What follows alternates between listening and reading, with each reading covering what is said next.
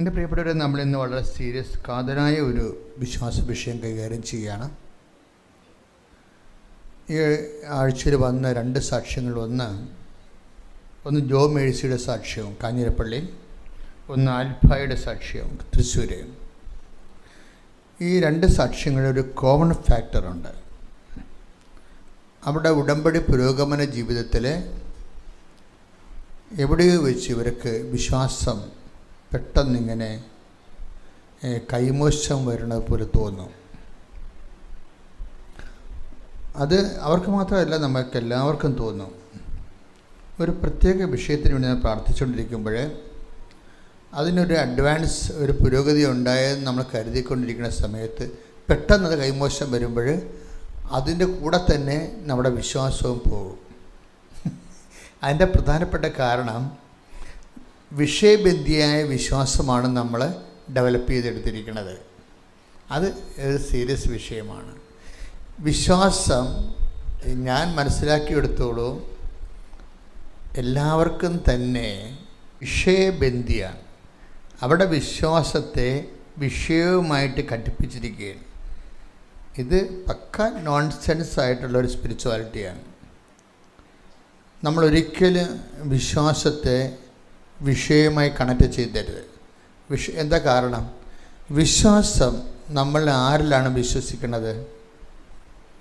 ക്രിസ്തുവിലാണ് നമ്മൾ വിശ്വസിക്കുന്നത്, അല്ലേ? പക്ഷെ നമ്മൾ കണക്ട് ചെയ്തിരിക്കുന്ന ക്രിസ്തുവായിട്ടല്ല. എന്തുമായിട്ടാണ്? നമ്മുടെ ജോലിയുമായിട്ടും വീടുമായിട്ടും വിവാഹമായിട്ടും മക്കളുമായിട്ടാണ് വിശ്വാസം കണക്ട് ചെയ്തിരിക്കുന്നത്. ഇത് അറിയാതെ സംഭവിക്കുന്ന ഒരു ആപത്താണ്. അതിൻ്റെ കാരണം എന്ന് വെച്ച് കഴിഞ്ഞാൽ, ജോ മേഴ്സിയുടെ സാക്ഷ്യം തന്നെ എടുക്കാം. ജോ മേഴ്സി ആവറേജ് എബവ് വിശ്വാസം നിലവാരമുള്ള ഒരു പെൺകുട്ടിയാണ്. അവൾ അമ്മയോട് എപ്പോഴും പറയുമായിരുന്നു, അമ്മ എനിക്ക് 18 വയസ്സാകുമ്പോൾ അമ്മ എന്നോട് പറയണമെന്ന്. അപ്പോൾ അമ്മ വിചാരിച്ചതെന്ന് വെച്ച് കഴിഞ്ഞാൽ ഇവൾക്ക് ഡ്രൈവിങ് പഠിക്കാനായിരിക്കുമെന്നാണ് വിചാരിക്കുന്നത്. അപ്പോൾ അവളത് വിചാരിച്ചത് അങ്ങനെയല്ല. 18 വയസ്സാകുമ്പോൾ എനിക്ക് ഉടമ്പടി എടുക്കാൻ പറ്റുമല്ലോ എന്നാണ്. അപ്പം അത്രയും തീഷ്ണതയുള്ള ആളാണ്. 18 വയസ്സാകുമ്പോൾ എനിക്ക് ഉടമ്പടി എടുക്കാൻ പറ്റുമല്ലോ, അതിനുവേണ്ടി ഇങ്ങനെ 18 വയസ്സാകാൻ കാത്തിരിക്കുക. അപ്പോൾ അവളുടെ അമ്മ ഒരു ടീച്ചറാണ്. അവൾ 18 വയസ്സായ അന്ന് വന്ന് ഉടമ്പടി എടുക്കും. അപ്പോൾ ഇതിനു വേണ്ടി ഇങ്ങനെ കാത്തിരുന്ന പോലെ വന്ന് ഉടമ്പടി എടുക്കും. ഉടമ്പടി എടുത്തിട്ട് ആൾ ഭയങ്കര തീഷ്ണതായിട്ടാണ് ഉടമ്പടി ചെയ്യണത്. വളരെ തെറ്റൊന്നുമില്ല, വളരെ തീഷ്ണതായിട്ടാണ് ആൾ ചെയ്തിരിക്കുന്നത്. ആ ഉടമ്പടി കിട്ടിയ കാശ് രൂപം ഈ സ്വന്തം കൊന്തമോതിരത്തിൽ പിന്ന് കുത്തി പിന്നിൻ്റെ അകത്ത് ഈ ഉടമ്പടി കാശ് രൂപ ഇട്ട് ഇറുക്കി പിടിച്ചാണ് നടക്കണത്. അപ്പം ചുമ്മാ അല്ല, വളരെ സീരിയസ് കമ്മിറ്റ്മെൻറ്റിലുള്ള ആളാണ്. ഇങ്ങനെ ഇത്രയും എക്സ്പ്രഷൻസ്, ഫെയ്ത്ത് എക്സ്പ്രഷൻസ് ഇത്തിരി കൂടുതലുള്ള ആളാണ്. ഇപ്പം ആളിൻ്റെ ഒരു ആഗ്രഹം എന്ന് പറയുന്നത് ഇത്രയേ ഉള്ളൂ, സിമ്പിളായിട്ടൊരു ആഗ്രഹമേ ഉള്ളൂ. ആൾ ബ്രില്യൻ്റാണ്, ആഗ്രഹം ഇത്രയേ ഉള്ളൂ. എനിക്ക് മെഡിക്കൽ കോളേജിൽ ഒരു മെഡിക്കൽ സീറ്റ് നേഴ്സിങ്ങിന് പഠിക്കണം. അതിന് കുഴപ്പമില്ല, അവരുടെ പ്രൊഫഷൻസി അനുസരിച്ച് അവർക്ക് അതിനുള്ള യോഗ്യത ഉണ്ട്, അവർക്ക് തന്നെ പ്രാർത്ഥിക്കാൻ പറ്റും. ഇനി യോഗ്യത ഇല്ലെങ്കിൽ പോലും ഉടമ്പടിയുടെ ബേസിക് പ്രിൻസിപ്പിൾ എന്താണ്? Not by merit but by grace ആണ്. അപ്പോൾ ഇവിടെ ഉടമ്പടിയെ സംബന്ധിച്ചിടത്തോളം അതിൻ്റെ ബേസിക് പ്രിൻസിപ്പിൾ തന്നെ എന്താണ്? മെറിറ്റ് അല്ല, മാർക്കല്ല എൻ്റെ അകത്ത് നോക്കണത്. Not by merit but by grace ആണ്. അപ്പം അതുകൊണ്ട് ഉടമ്പടിയിൽ എന്തും ആഗ്രഹിക്കാൻ നമുക്ക് ഒരു പ്രശ്നവുമില്ല. കാരണം എന്ന് വെച്ച് കഴിഞ്ഞാൽ ഒരു മനുഷ്യനെ ആഗ്രഹിക്കാവുന്നതിൻ്റെ അപ്പുറത്താണ് ദൈവം നമുക്ക് തന്നത്. എന്നിട്ട് നമ്മളോടൊരു ചോദ്യം ചോദിച്ചു. എന്താണ് ചോദിച്ചത്? ആഗ്രഹിക്കുന്നവരോടെല്ലാം കൂടി ദൈവം ഒരു ചോദ്യം ചോദിച്ചു. എന്താണ്? നീ ഈ ആഗ്രഹിക്കുന്ന ആക്രാന്തത്തിനേക്കാൾ വലുതല്ലേ ഞാൻ തന്നത് എന്ന് പറയും. നമുക്ക് യേശുക്രിസ്തുവിന് നൽകിയവൻ. അതാണ് വിഷയം. Take the word of God. റോമ 8:32. റോമ 8:32 ഏറ്റവും ഇത് ക്യാപിറ്റൽ വേർഡാണ് കേട്ടോ. ഇതൊക്കെ എപ്പോഴും കിച്ചണിലൊക്കെ എഴുതിയിടേണ്ട, ഡ്രോയിങ് റൂമിനും സ്റ്റഡി റൂമിനും ഒക്കെ എഴുതി വെച്ച് പറ്റിച്ച് വെക്കേണ്ട പടങ്ങളാണ്. എന്താണ്? റോമ 8:32. എന്താണത്? പുത്രനെ പോലും ഒഴിവാക്കാതെ, തൻ്റെ പുത്രനെ പോലും ഒഴിവാക്കാതെ, നമുക്കെല്ലാവർക്കും ഒന്ന് പറഞ്ഞ മക്കളെ, തൻ്റെ പുത്രനെ പോലും ഒഴിവാക്കാതെ, തന്റെ പുത്രനെ പോലും ഒഴിവാക്കാതെ നമുക്കെല്ലാവർക്കും വേണ്ടി അവനെ ഏൽപ്പിച്ചു തന്നവൻ, അവനോട് കൂടെ സമസ്തവും നമുക്ക് ദാനമായി നൽകാതിരിക്കുമോ? അപ്പം അതിൻ്റെ അകത്തൊരു വാക്ക് എന്താണുള്ളത്? സമസ്തവും എന്നുള്ള വാക്കുണ്ട് അല്ലേ? അപ്പം അതിൻ്റെ അകത്ത് ഒരു സമസ്തത്തിൽ എന്താണ് ഈ സമസ്തം വരുന്നത്? എന്തുകൊണ്ടാണ് യേശുക്രിസ്തുവിൻ്റെ കൂടെ ഒരു വ്യക്തിക്ക് സമസ്തവും ചോദിക്കാൻ പറ്റണത്? കാരണം യേശുക്രിസ്തു സമസ്തവും അവൻ്റെ നാമത്തിൻ്റെ കീഴിലാക്കിയത് കൊണ്ടാണ്. അതാണ് നമ്മൾ 1 Corinthians 15:26 വായിച്ച ശ്രുതികട്ടെ. ഹല്ലേലൂയ. 1 Corinthians 15:26-27 തിരുവചനങ്ങൾ. 1 Corinthians 15:26-27. മരണമെന്ന അവസാന ശത്രുവും നശിപ്പിക്കപ്പെട്ടിരിക്കുന്നു. ദൈവം സമസ്തവും അധീനമാക്കി തന്റെ പാദത്തിന് കീഴാക്കിയിരിക്കുന്നു. അപ്പൊ ദൈവം സമസ്തവും അവൻ്റെ പാദത്തിൻ്റെ കീഴിലാക്കിയിരിക്കുന്നത് കൊണ്ടാണ് എന്താണ് നമുക്ക് യേശുക്രിസ്തു നൽകിയവൻ അവനോടുകൂടെ സമസ്തവും നമുക്ക് നൽകുകയില്ല എന്ന്. അപ്പോൾ ഓൾമോസ്റ്റ് നമ്മൾ ഉടമ്പടി വെക്കുന്ന എന്ത് വിഷയവും ഈ ഭൂമിയിൽ ഒരു മനുഷ്യൻ സർവൈവ് ചെയ്യാൻ, ഈ ഭൂമിയിലും വരാനിരിക്കുന്ന ജീവിതത്തിലും ഒരു മനുഷ്യൻ നിലനിൽപ്പിന് വേണ്ടി ചോദിക്കുന്ന എല്ലാ കാര്യങ്ങളും യേശുക്രിസ്തുവിൽ അതേ എന്ന് തന്നെയാണ്. അതാണ് സകല വാഗ്ദാനങ്ങളും യേശുക്രിസ്തുവിൽ യേസാണെന്ന് പറയുന്നത്. ശ്രുതികട്ടെ. ഹല്ലേലൂയ. Take the word of God. ഹല്ലേലൂയ. 2 Corinthians 1:20. ദൈവത്തിന്റെ സകല വാഗ്ദാനങ്ങളും ക്രിസ്തുവിൽ അതേ എന്ന് തന്നെ. അതുകൊണ്ട് തന്നെയാണ് ദൈവമഹത്വത്തിന് അവൻ വഴി ഞങ്ങൾ ആമേൻ പറയുന്നത്. ഈ വചനങ്ങളെല്ലാം ഒരേ പ്രമേയമാണ് കൈകാര്യം ചെയ്യേണ്ടത്. എന്താണ്? യേശുക്രിസ്തുവിലെ നമ്മൾക്ക് ദൈവത്തോട് ഈ ജീവിതത്തിനും വരാനിരിക്കുന്ന ജീവിതത്തിനും നിലനിൽപ്പിനാവശ്യമായ എല്ലാ കാര്യവും ക്രിസ്തുവിൽ ദൈവം അടക്കിയിട്ടുണ്ട്. ഈ ക്രിസ്തുവിലാണ് നമ്മൾ വിശ്വസിക്കുന്നത്. അതാണ് വിഷയം. പക്ഷെ നമ്മൾ നിർഭാഗ്യവശാൽ എന്താ ചെയ്യണത്? നമ്മൾ വിഷയത്തിലാണ് വിശ്വാസം കണക്ട് ചെയ്തിരിക്കുന്നത്. അതിൻ്റെ വിഷയത്തിന് എന്തെങ്കിലും സംഭവിച്ചാൽ നമ്മുടെ വിശ്വാസത്തിന് എന്തെങ്കിലും സംഭവിക്കും. ഇത് നമ്മൾ റിക്കവർ ചെയ്യേണ്ട ഒരു അപകട മേഖലയാണ്. എന്താണ്? നമ്മൾ ഒരിക്കലും വിഷയത്തെ വിശ്വാസമായിട്ട് കണക്ട് ചെയ്യരുത്. കാര്യം എന്താണ്? വിഷയം ഓരോ മണിക്കൂറിലും ഓരോ വിഷയങ്ങളാണ്. ഇതിൻ്റെ കൂടെയൊക്കെ നമ്മൾ വിശ്വാസം കെട്ടിയിട്ട് കഴിഞ്ഞാൽ ഏത് സമയത്തും വിശ്വാസം ഡാമേജ് ആകാം. മനസ്സിലായില്ലേ? അപ്പോൾ എപ്പോഴും നമ്മൾ ശ്രദ്ധിക്കേണ്ടത് എന്താണ്? നമ്മുടെ വിവാഹം, കല്യാണം, മക്കളുണ്ടാവുന്നത്, ജോലി, പ്രൊമോഷൻ, PR, പ്രോസസ്സിങ്, ഇങ്ങനെ ഒരു വിഷയവുമായിട്ട് വിശ്വാസം നമ്മൾ ഘടിപ്പിക്കരുത്. എന്താ കാര്യം വെച്ച് കഴിഞ്ഞാൽ അത് വിശ്വാസം നമ്മൾ ക്രിസ്തുവുമായിട്ട് മാത്രമേ ഘടിപ്പിക്കാവൂ. കാര്യം ക്രിസ്തുവുമായി ഘടിപ്പിക്കുമ്പോൾ ഉണ്ടാകുന്ന പ്രശ്നം, ഈ ക്രിസ്തു എന്ന് പറയുന്ന യാഥാർത്ഥ്യം എന്നും നിലനിൽക്കുന്നതായതുകൊണ്ട് തന്നെ വിശ്വാസവും എന്നും നിലനിൽക്കണമെന്നാണ് ദൈവം ആഗ്രഹിക്കുന്നത്. ക്രിസ്തു എന്നും നിലനിൽക്കുന്നു. Take the word of God. ശ്രുതികട്ടെ. ഹല്ലേലൂയ. യോഹന്നാൻ 12:34. യോഹന്നാൻ 12:34. അപ്പോൾ ജനക്കൂട്ടം അവനോട് ചോദിച്ചു, ക്രിസ്തു എന്നേക്കും നിലനിൽക്കുന്നു എന്നാണല്ലോ നിയമത്തിൽ ഞങ്ങൾ കേട്ടിട്ടുള്ളത്. അപ്പം അതാണ് യാഥാർത്ഥ്യം. കർത്താവിൻ്റെ വചനത്തിലുള്ള വെളിപാട് എന്താണ്? ക്രിസ്തു എന്നും നിലനിൽക്കുന്നു. അപ്പോൾ വിശ്വാസം എന്താണ്? വിശ്വാസം ക്രിസ്തുവുമായി ഘടിപ്പിച്ചിരിക്കുന്ന കാരണം, ക്രിസ്തുവിൽ അധിഷ്ഠിതമായത് കാരണം നമ്മുടെ വിശ്വാസവും എന്നും നിലനിൽക്കണമെന്നാണ് ദൈവം ആഗ്രഹിക്കുന്നത്. അത് വിഷയവുമായി ഘടിപ്പിച്ചു കഴിഞ്ഞാൽ വിഷയം ഫ്ലോപ്പായ വിശ്വാസം ഫ്ലോപ്പാകും. അതുകൊണ്ട് ഈശോ ചോദിച്ചൊരു ചോദ്യം എന്താണ്? എങ്കിലും മനുഷ്യപുത്രൻ വരുമ്പോൾ ഭൂമിയിൽ വിശ്വാസം അവശേഷിക്കുമോ? Take the word of God. ശ്രദ്ധിക്കട്ടെ. ഹല്ലേലൂയ. ലൂക്ക 18:8. ലൂക്ക 18:8. എങ്കിലും മനുഷ്യപുത്രൻ വരുമ്പോൾ ഭൂമിയിൽ വിശ്വാസം കണ്ടെത്തുമോ?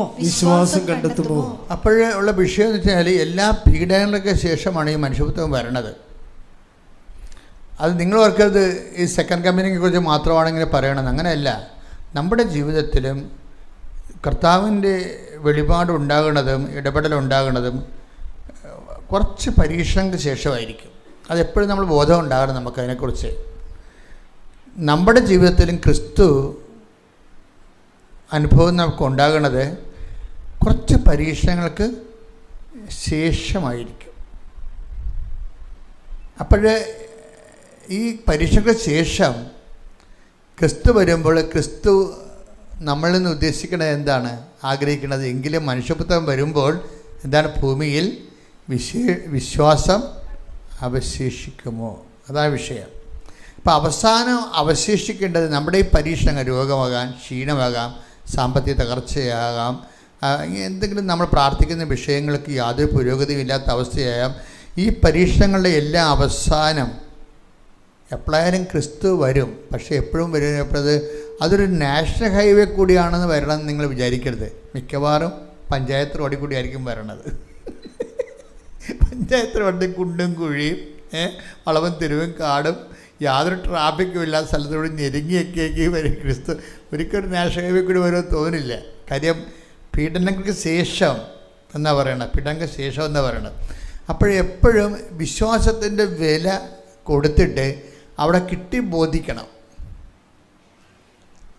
നമ്മൾ ഈ പ്രമാണമൊക്കെ ചെല്ലുമ്പോൾ പ്രമാണത്തിന് മുമ്പ് തഹസിൽദാർ രജിസ്റ്റർ ചെയ്യണ മുമ്പ് കൊടുത്താളിനോട് ചോദിക്കും.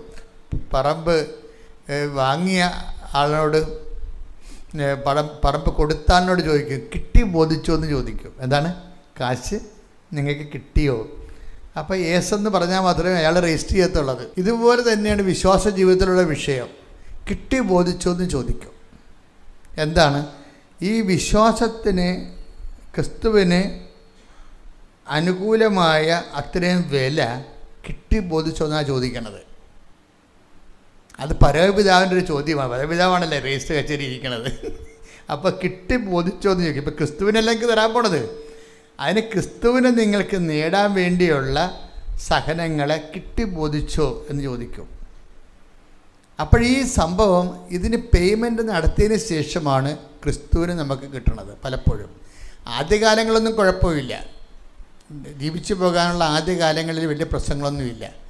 പക്ഷേ മുന്നോട്ട് ചെല്ലുന്തോറും നിത്യത വിഷയമാക്കുമ്പോൾ അന്ന് മുതൽ ഇത് പേയ്മെൻ്റായിട്ട് വരും. നിത്യത ഇതിനകത്ത് ഒരു വിഷയമായി വന്നാൽ അനുദിന ജീവിതത്തിലെ കഞ്ഞിയും കപ്പയും ജോലിയും ഒക്കെ വലിയ പ്രശ്നമില്ലാതെ പോകും. കാര്യം അതൊക്കെ എല്ലാം നമുക്ക് വിശ്വാസം ഉള്ളവർക്കും കിട്ടും, ഇല്ലാത്തവർക്കും കിട്ടും, ഒരു പ്രശ്നവുമില്ല. വിശ്വാസം ഇല്ലാത്തവർക്കും റാങ്ക് കിട്ടണില്ലേ, അവർ ജോലി കിട്ടണില്ലേ. അപ്പം ലോകത്തിലുള്ള ഇടപാട് പരിപാടിയൊക്കെ എല്ലാം എവരിബഡി എല്ലാവർക്കും അത് കിട്ടും. അത് ഞാൻ എപ്പോഴും പറയുന്നതാണ്.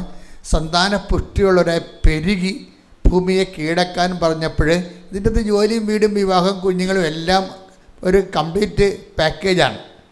അതിന് വിശ്വാസത്തിൻ്റെ ഒരു ആവശ്യമില്ല.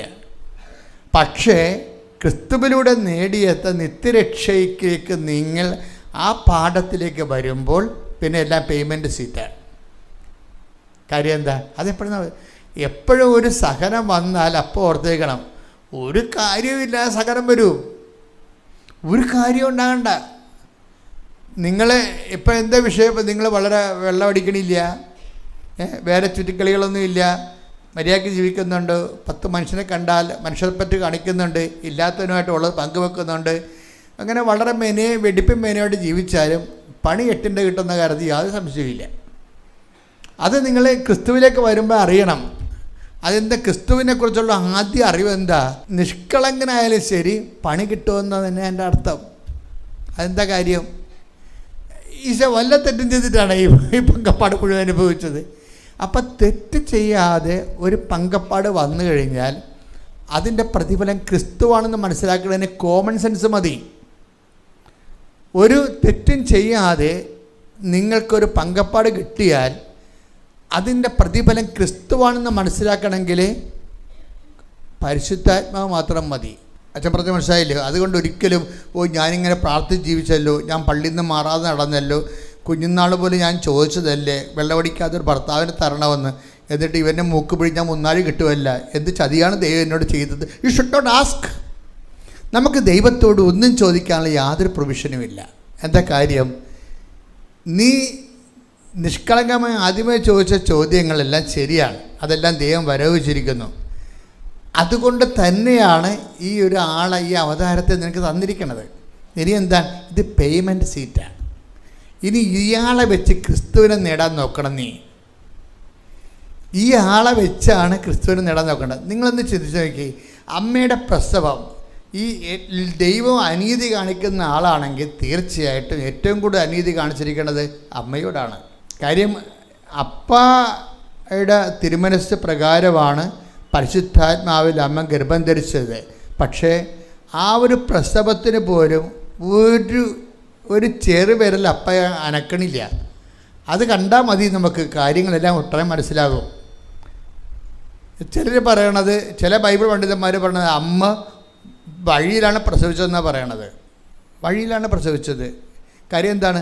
അപ്പോൾ നമ്മൾ പുൽത്തൊട്ടിലാണ് പ്രസവിച്ചതെന്നാണ് നമ്മൾ പൊതുവെ പറഞ്ഞ് കാലത്തൊഴുത്തി പ്രസവിച്ചതെന്നാണ്. പക്ഷേ എഴുതി വെച്ചിരിക്കണത് എന്താണ്? ആ ശിശുവിനെ പിള്ളക്കച്ചയിൽ പൊതിഞ്ഞ് മറിയം പുൽത്തൊട്ടി കിടത്തിയെന്നാണ്.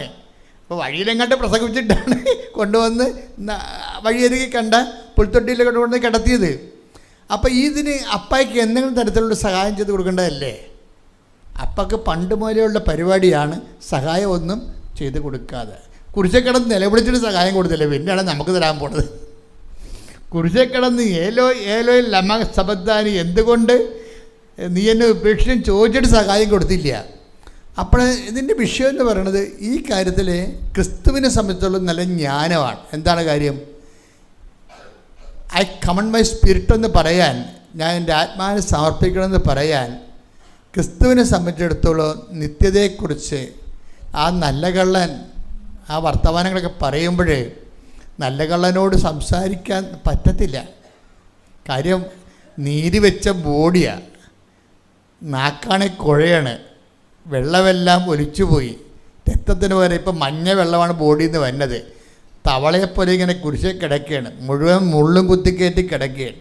ഇതിൻ്റെ ഇടയ്ക്ക് നല്ല കൊള്ളനോട് പറയുകയാണ്, ഇന്ന് നീ എൻ്റെ കൂടെ പർദീസയിലായിരിക്കും. ആ രാജ്യത്തെക്കുറിച്ച് ക്രിസ്തുവിന് നല്ല ബോധമുണ്ട്. ആ കിടപ്പ് കിടക്കുമ്പോഴും താൻ പ്രവേശിക്കുന്ന നിത്യത, പിതാവ് നൽകുന്ന നിത്യതയെക്കുറിച്ച് ക്രിസ്തുവിന് ബോധമുണ്ട്. അതാണ് വിഷയം. ആ രാജ്യം ആണ്, നിത്യതയാണ് സമ്മാനമായി കൊടുക്കുന്നത് കൊണ്ടാണ് ഇടക്കാല ആശ്വാസങ്ങളൊന്നും കൊടുക്കാത്തത്. ഇടക്കാല ആശ്വാസങ്ങൾ തരാതിരിക്കുമ്പോൾ ബോധമുള്ള ക്രിസ്ത്യാനി നീ മനസ്സിലാക്കണം. എന്താ കാര്യം? നിനക്ക് നിത്യതയിൽ കർത്താവ് ഷെയർ തന്നിരിക്കുന്നു. കൈയടിച്ച് ശ്രദ്ധിക്കട്ടെ. ഹല്ലേലൂയ. അപ്പം നിങ്ങൾ എന്നോട് ചോദിക്കും, പിന്നെ എന്നാത്തിനാച്ചാ ഉടമ്പടി എടുക്കണതെന്ന്. അതിനൊരു ഉത്തരം എന്താ സംഭവം? അതിന് ഉത്തരം നമ്മുടെ സാക്ഷ്യങ്ങൾ തന്നെയാണ്. ജോമേഴ്സിക്ക് ഇടയ്ക്കൊരു അമ്പലം ഉണ്ടാകാനുള്ള അവൾ ഇത്രയും തീക്ഷ്ണമായിട്ട്, ഞാൻ അവളെ വിമർശിക്കത്തില്ല. കാര്യം അവൾക്ക് 18 വയസ്സേ ഉള്ളൂ. 18 വയസ്സുള്ള ആളിന് ഇത്രയും വിശ്വാസം ഇൻവെസ്റ്റ് ചെയ്തിരിക്കുകയാണ്. ആളെന്ത് ചെയ്തിരിക്കണത്? ആളെ ചോദിക്കുന്ന മര്യാദയുള്ള കാര്യമാണ്. എന്താണ്? അവൾക്ക് മെഡിക്കൽ കോളേജിൽ ഒരു നഴ്സിംഗ് സീറ്റ് കിട്ടണം, അത്രേ ഉള്ളൂ. അത് അവളുടെ പ്രായത്തിൽ അവൾ ആഗ്രഹിക്കേണ്ട കാര്യങ്ങളാണ്. അതിൻ്റെ അകത്ത് കുഴപ്പങ്ങളൊന്നുമില്ല. അതിന് അവൾ ഇൻവെസ്റ്റ് ചെയ്യുന്നുണ്ട്. എന്താണ്? ബാംഗ്ലൂർ ഇൻ്റർവ്യൂവിന് പോയപ്പോൾ കന്നഡ പത്രം എടുത്തിട്ട് പോയിട്ടുണ്ട്. അവിടെ വിശ്വാസത്തെ അവൾ സാധൂകരിക്കുന്നുണ്ട്. ബാംഗ്ലൂരിൽ അവർ ഇൻ്റർവ്യൂവിന് പോയപ്പോൾ അവൾക്ക് മനസ്സിലായി അവിടെ മലയാളം കൊടുത്തിട്ട് കാര്യമില്ല. ഇവിടെ വന്ന് കന്നഡ പത്രം തന്നെ മേടിച്ചുകൊണ്ട് പോയി അവിടെ എല്ലായിടത്തും പറഞ്ഞ് വിതരണം ചെയ്തിട്ടുണ്ട് ആൾ. കാര്യം എന്താ വെച്ചാൽ ആളിന് വിശ്വാസം വന്നത് എന്താണ്? ആളിന് വിശ്വാസം വരാൻ കാര്യം അമ്മ 2022 ഉടമ്പടിയെടുത്താണ്. ഈ ജോമേശ്വര അമ്മ 2022 ഉടമ്പടിയെടുത്ത ആളാണ്. അവർക്ക് 15 വർഷമായിട്ട് മൈഗ്രെയിനാണ്. എന്നിട്ട് ഈ കൊച്ച്, അവൾക്ക് 18 വയസ്സാണുള്ളത്. അപ്പോൾ അവളുടെ 3 വയസ്സിൽ മൈഗ്രെയിൻ തുടങ്ങിയതാണ്. അവൾക്കൊരു പ്രായമായ ഒരു 10 വയസ്സൊക്കെ ആയപ്പോൾ അമ്മ ഇങ്ങനെ മൈഗ്രെയിൻ വന്നിങ്ങനെ തലകുത്തി കിടക്കണം കാണാം വീട്ടിൽ. തല ഇങ്ങനെ പൊട്ടണ കാരണം അവൾ പറയണത് ഞാൻ തന്നെയാണ് 6 തുകർത്ത് തലക്ക് അമ്മയ്ക്ക് വരിഞ്ഞ് വെക്കുമെന്ന്. 6 തുകർത്തെടുത്തിട്ട് അമ്മ ഇങ്ങനെ തലകുത്തി കിടക്കുന്ന കാരണം, ആ വേദന കൊണ്ട് പൊട്ടാൻ പോണ കാരണം ഈ തുകർത്തെടുത്ത് തലയ്ക്ക് ഇങ്ങനെ വരിഞ്ഞ് കെട്ടി വെക്കും. 6 തുകർത്ത്. അതാണ് അത് ഉടമ്പടി എടുത്ത ഒറ്റ ദിവസം കൊണ്ട് ഈശോ അത് പൂർണ്ണമായി സുഖപ്പെടുത്തി. അത് കണ്ടപ്പോഴാണ് ജോ മേഴ്സി ഇതിനകത്ത് ഇൻവെസ്റ്റ് ചെയ്യണത്. അമ്മയുടെ മൈഗ്രെയിൻ 15 വർഷമല്ലേ. അപ്പോൾ ഉടമ്പടിയിൽ ഈശോ പ്രവർത്തിക്കുന്നുണ്ട്, അമ്മ നമുക്ക് വേണ്ടി മധ്യസ്ഥം വഹിക്കുന്നുണ്ട്. അതുകൊണ്ടാണ് അവൾ പറഞ്ഞത് നേഴ്സിംഗ് സീറ്റ് എനിക്ക് മെഡിക്കൽ കോളേജിൽ വേണമെന്ന് പറഞ്ഞത്. അപ്പം അതവർക്ക് ചോദിക്കാൻ പറ്റുന്ന ഇടമാണ് അമ്മയോട് ചോദിക്കുക. അമ്മയെന്ന് പറയുമ്പോൾ നമുക്കറിയാമല്ലോ, മക്കൾക്ക് എന്തും ചോദിക്കാനുള്ള ഒരു സ്വാതന്ത്ര്യം നമുക്ക് അമ്മയോടുണ്ട്. അതാണ് ഈ ആൾക്കാരെല്ലാം രക്ഷപ്പെടേണ്ട കാരണം. അത് എന്തും ചോദിക്കാം. നമുക്ക് ഏറ്റവും നല്ല ഒരു സ്വാതന്ത്ര്യമുള്ള ഇടമാണ് അമ്മ. അതുകൊണ്ടാണല്ലോ ഞാൻ എപ്പോഴും ഓർക്കുകയും ആ കനായിലെ കല്യാണത്തിൽ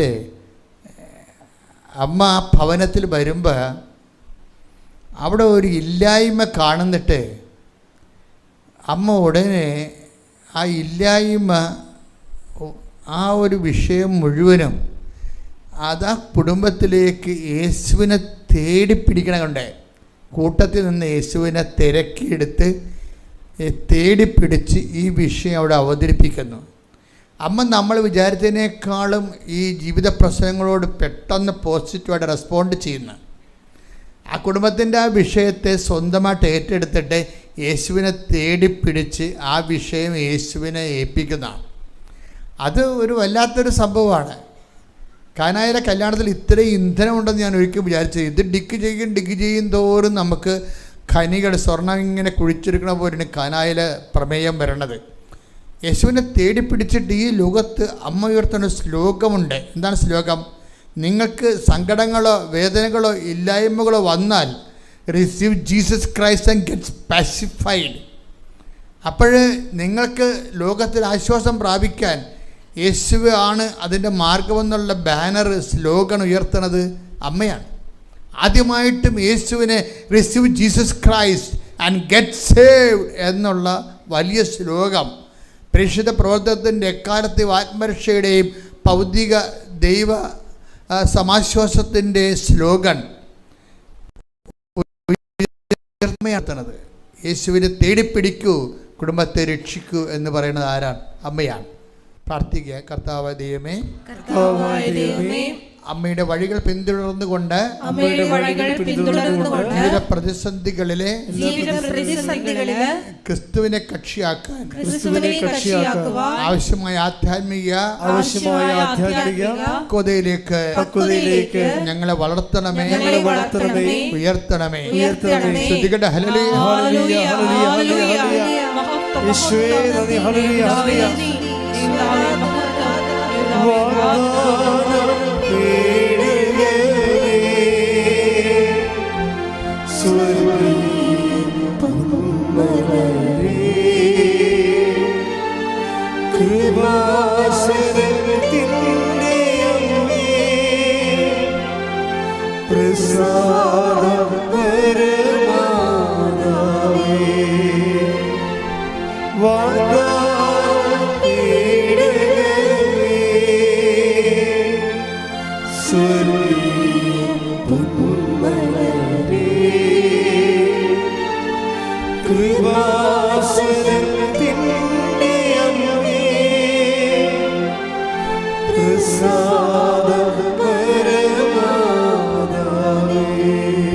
പരമദിവ്യകാരുണ്യത്തിന് പക്ഷെ എനിക്ക് നിങ്ങളോട് പറയാനുള്ളത്, ജീവിതം ഒരു പരുക്കമാറുന്ന അവസ്ഥയിൽ പോയാലും നിങ്ങൾ ഒരിക്കലും ദൈവത്തെ സംശയിക്കരുത്. സംശയിച്ച് പോയാൽ ഇടിച്ച വണ്ടി പോലെയാണത്. വാങ്ങിക്കാമെന്ന് സാധാരണ ആൾക്കാർക്കത് മനസ്സിലാകത്തില്ല, പക്ഷെ മെക്കാനിസം മനസ്സിലാകും. ഇതെവിടെയോ തട്ടിയിട്ടുണ്ടല്ലോ. ഇപ്പം നമ്മൾ വണ്ടി കച്ചവടത്തിന് നമ്മൾ ആൾക്കാർക്ക് വണ്ടി കൊടുക്കാൻ നേരത്തെ അവർ വണ്ടി എടുക്കാൻ വേണ്ടി തീരുമാനിച്ചു കഴിഞ്ഞാൽ പിന്നെ അവർ വരണത് ആരുമായിട്ടായിരിക്കും? മെക്കാനിസ്റ്റുമായിട്ടാണ് വരണത്.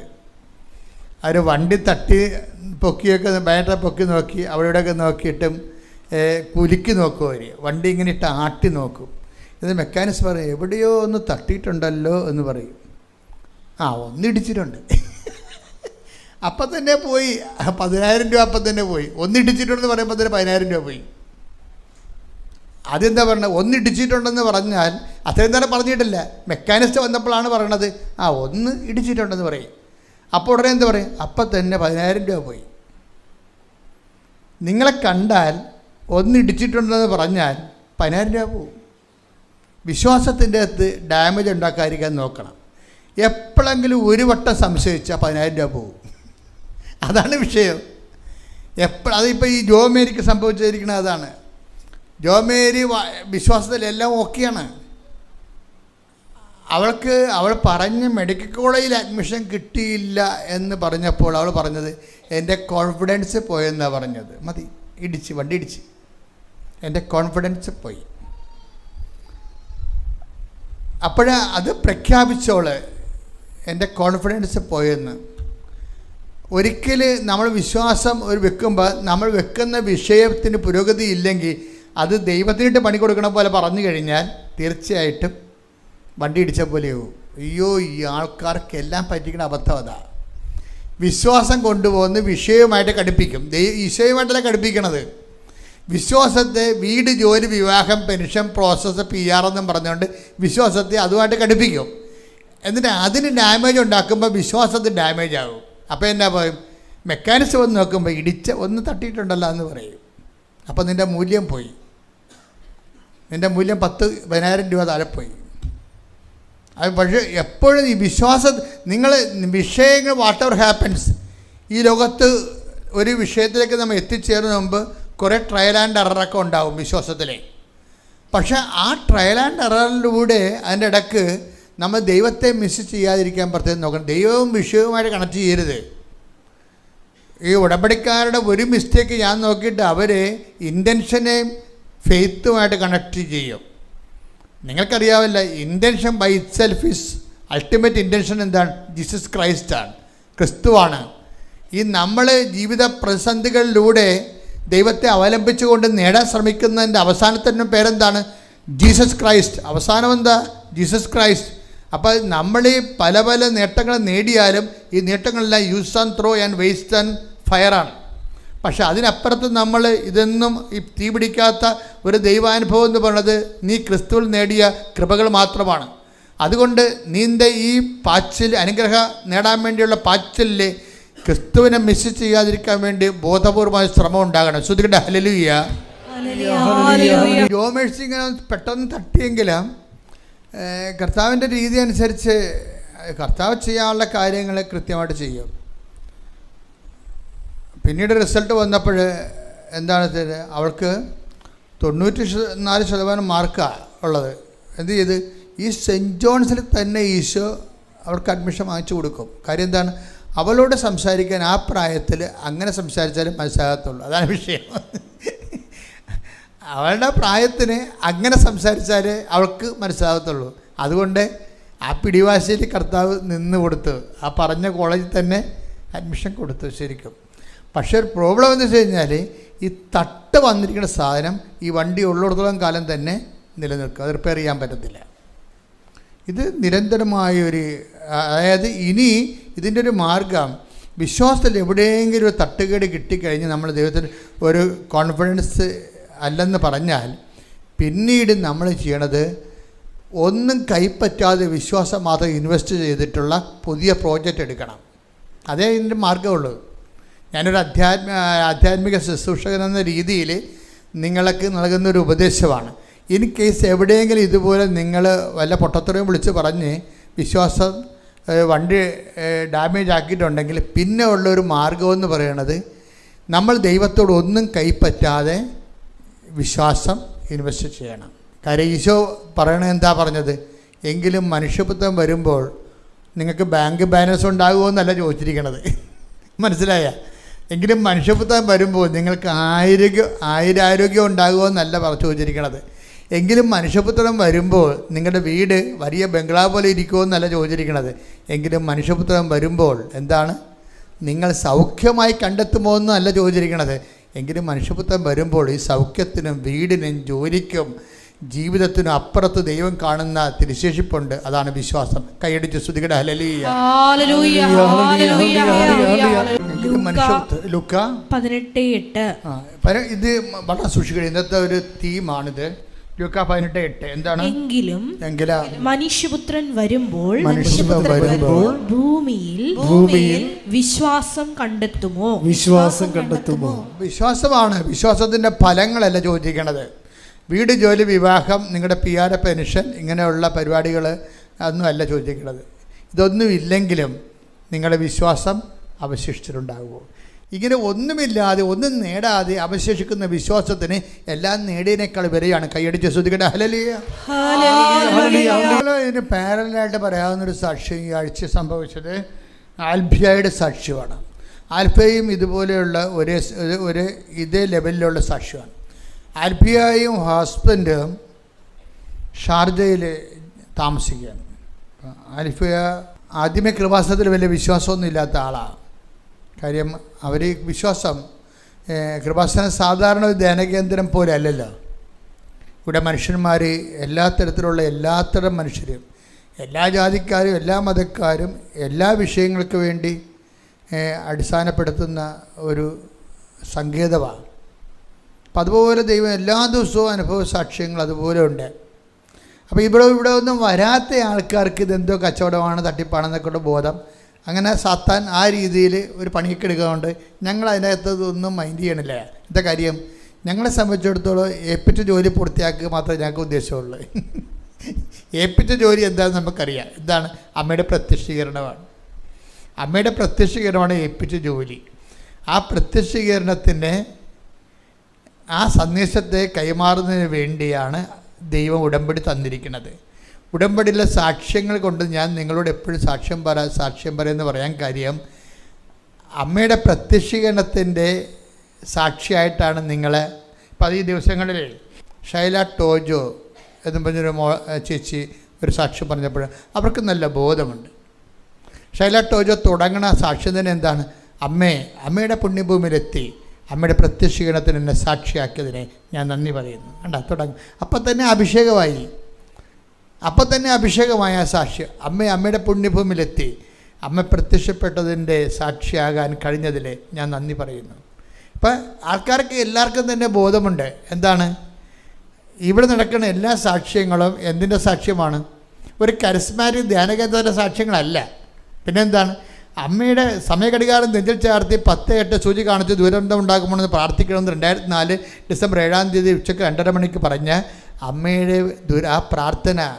ആ പ്രാർത്ഥനയാണ്. എന്ത് പ്രാർത്ഥിക്കണമെന്ന് ചോദിക്കുമ്പോഴാണ് അമ്മ ഉടമ്പടി എടുത്ത് പ്രാർത്ഥിക്കാൻ പറയണത്.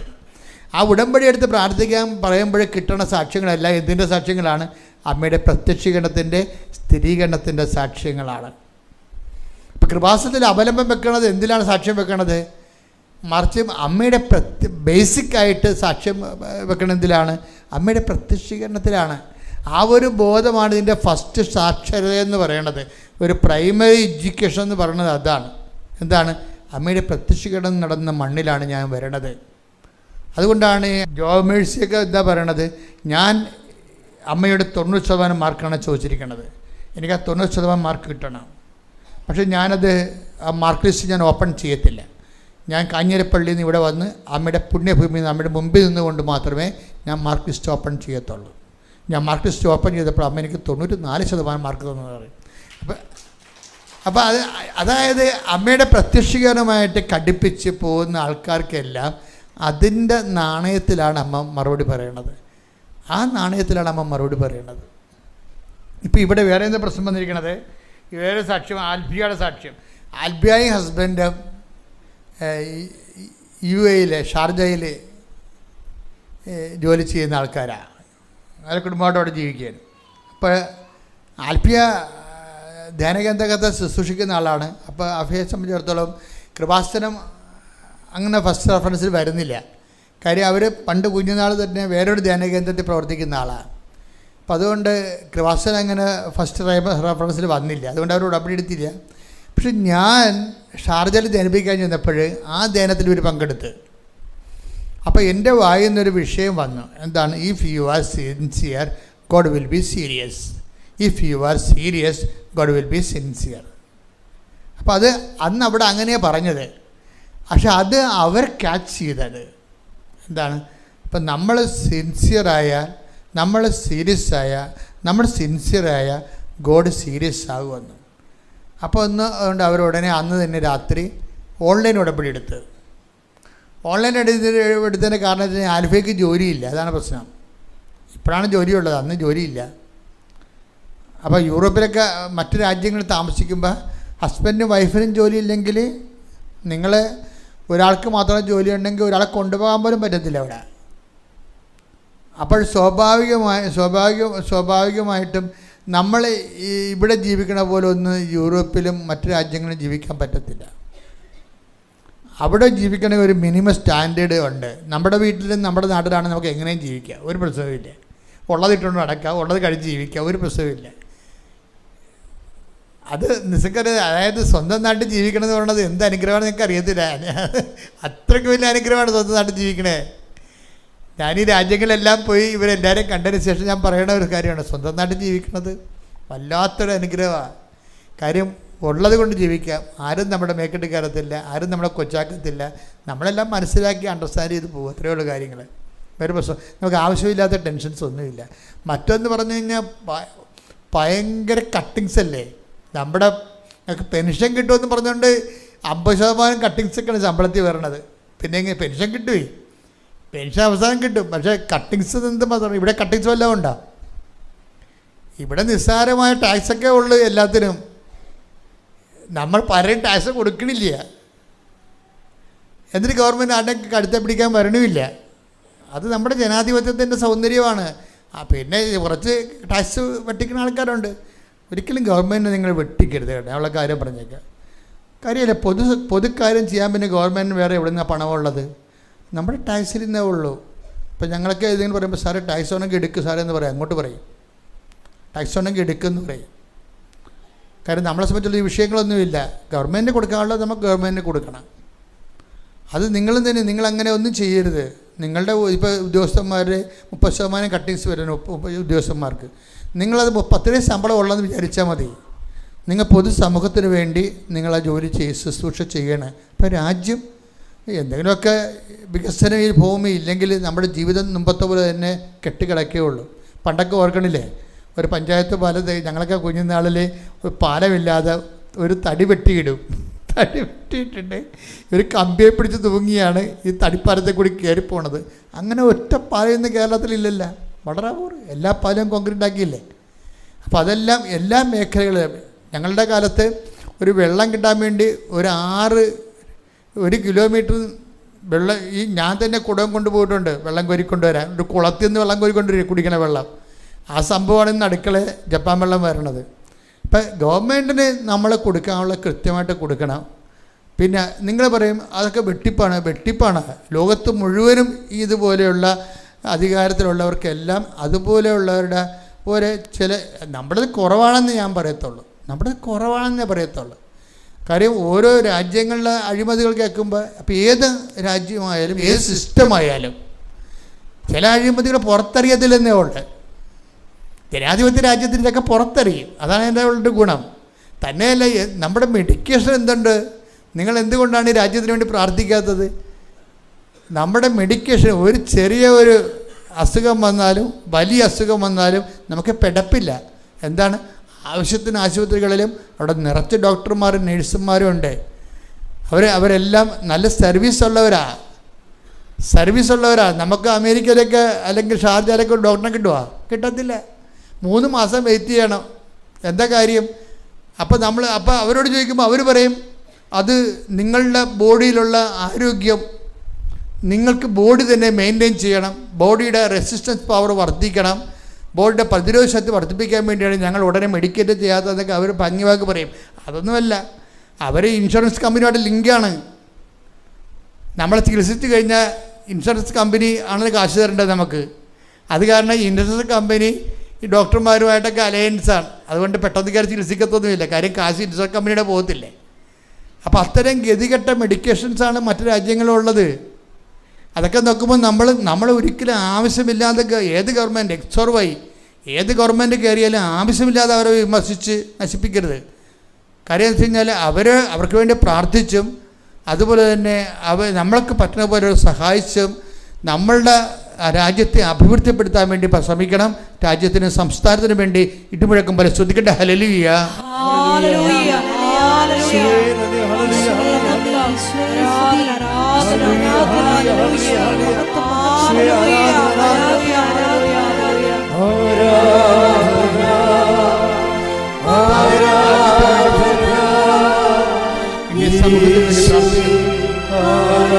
സമൂഹത്തിന് വേണ്ടി പ്രാർത്ഥിക്കുന്നു.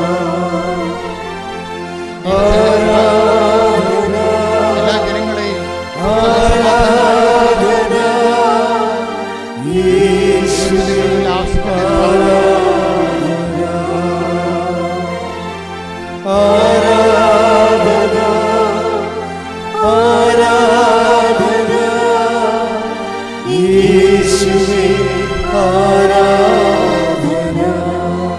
പരിശുദ്ധ പരമദിവ്യകാരുണ്യത്തിന് ആരാധനയും സ്തുതിയും പുകഴ്ചയും ഉണ്ടായിരിക്കട്ടെ.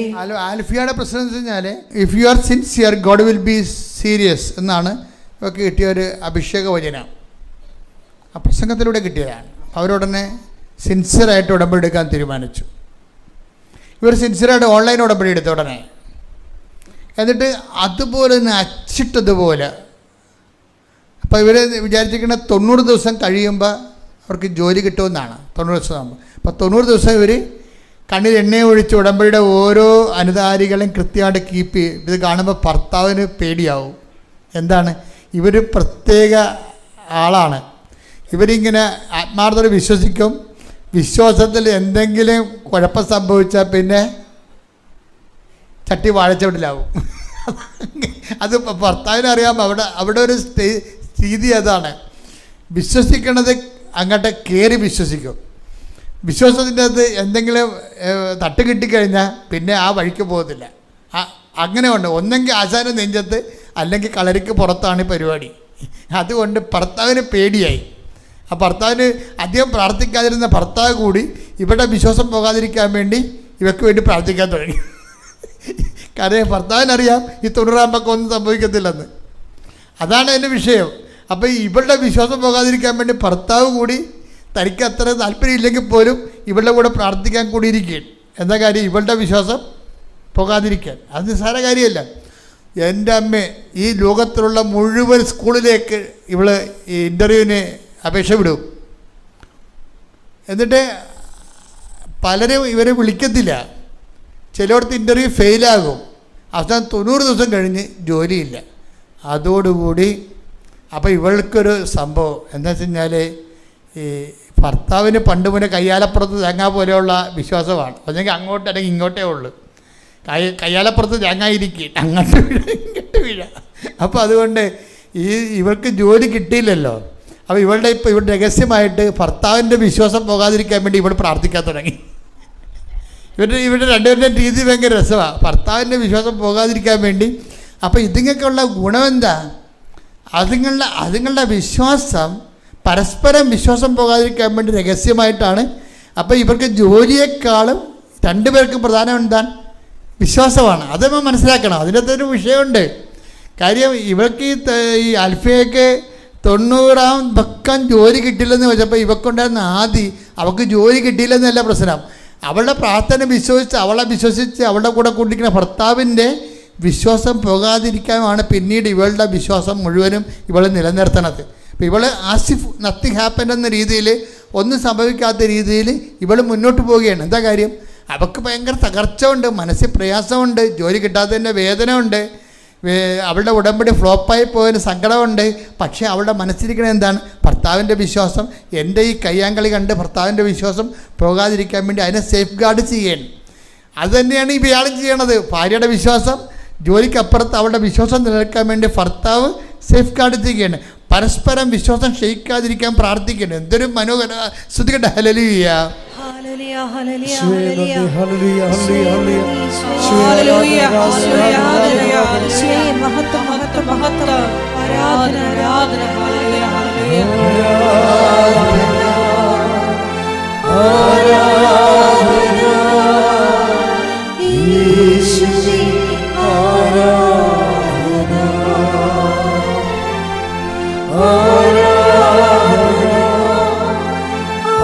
ആരാധന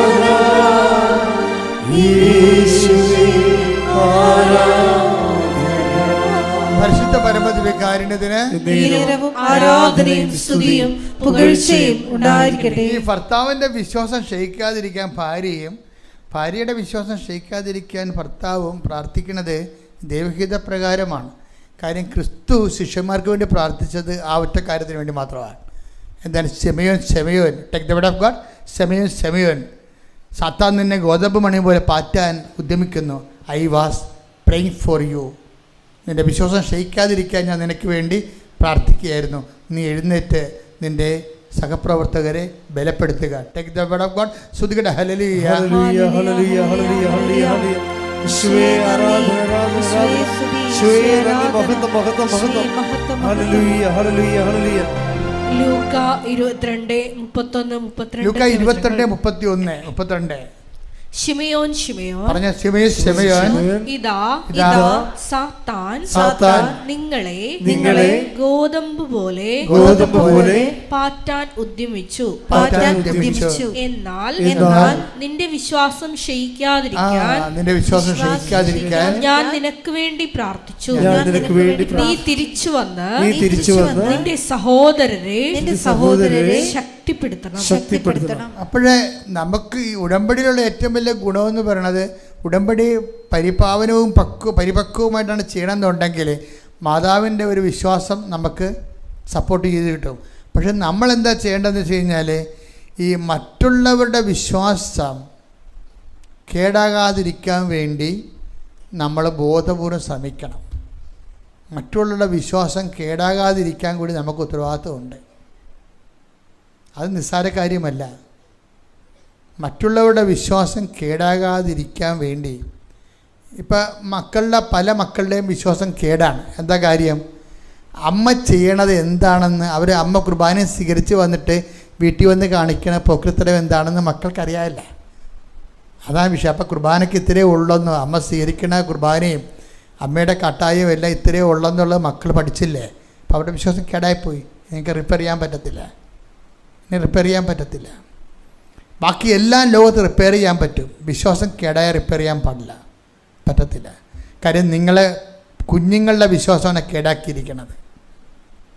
ഇതുകൊണ്ട് കർത്താവ് വളരെ കൃത്യമായൊരു കാര്യം പറഞ്ഞു. എന്താ പറഞ്ഞത്? നിങ്ങൾ ഉതപ്പ് കൊടുത്താൽ വലിയ തിരിക്കല്ല് കെട്ടി കടലിൽ കെട്ടിത്താത്തനാണ് നിങ്ങൾക്ക് നല്ലതെന്ന്. അത്രയും മോശമായിട്ട് ഈശോ സംസാരിച്ചത്. വിശ്വാസത്തിന് ഉതപ്പ് കൊടുത്താൽ സംഭവിക്കുന്ന വിഷയത്തെക്കുറിച്ച് ദൈവം ആ വ്യക്തിയെ എങ്ങനെ കാണുന്നു. Take the word of God. സ്തുതിക്കട്ടെ. ഹല്ലേലൂയ, ഹല്ലേലൂയ, ഹല്ലേലൂയ, ഹല്ലേലൂയ, ഹല്ലേലൂയ. യേശുവേ നന്ദി, ഹല്ലേലൂയ, ഹല്ലേലൂയ, ഹല്ലേലൂയ, ഹല്ലേലൂയ. മർക്കോസ് 9:42. മർക്കോസ് 9:42.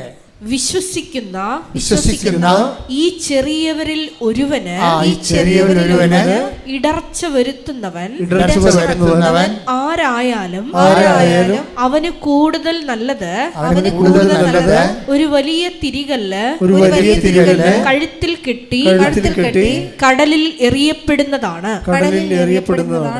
അതിൻ്റെ വിഷയം ഞാനേ ഒരു ദിവസം കർത്താവിൻ്റെ നാട്ടിൽ പോയപ്പോൾ കർത്താവ് ആദ്യം സംസാരിച്ച കഫർനാമിലെ സിനഗോഗിൽ പോയി.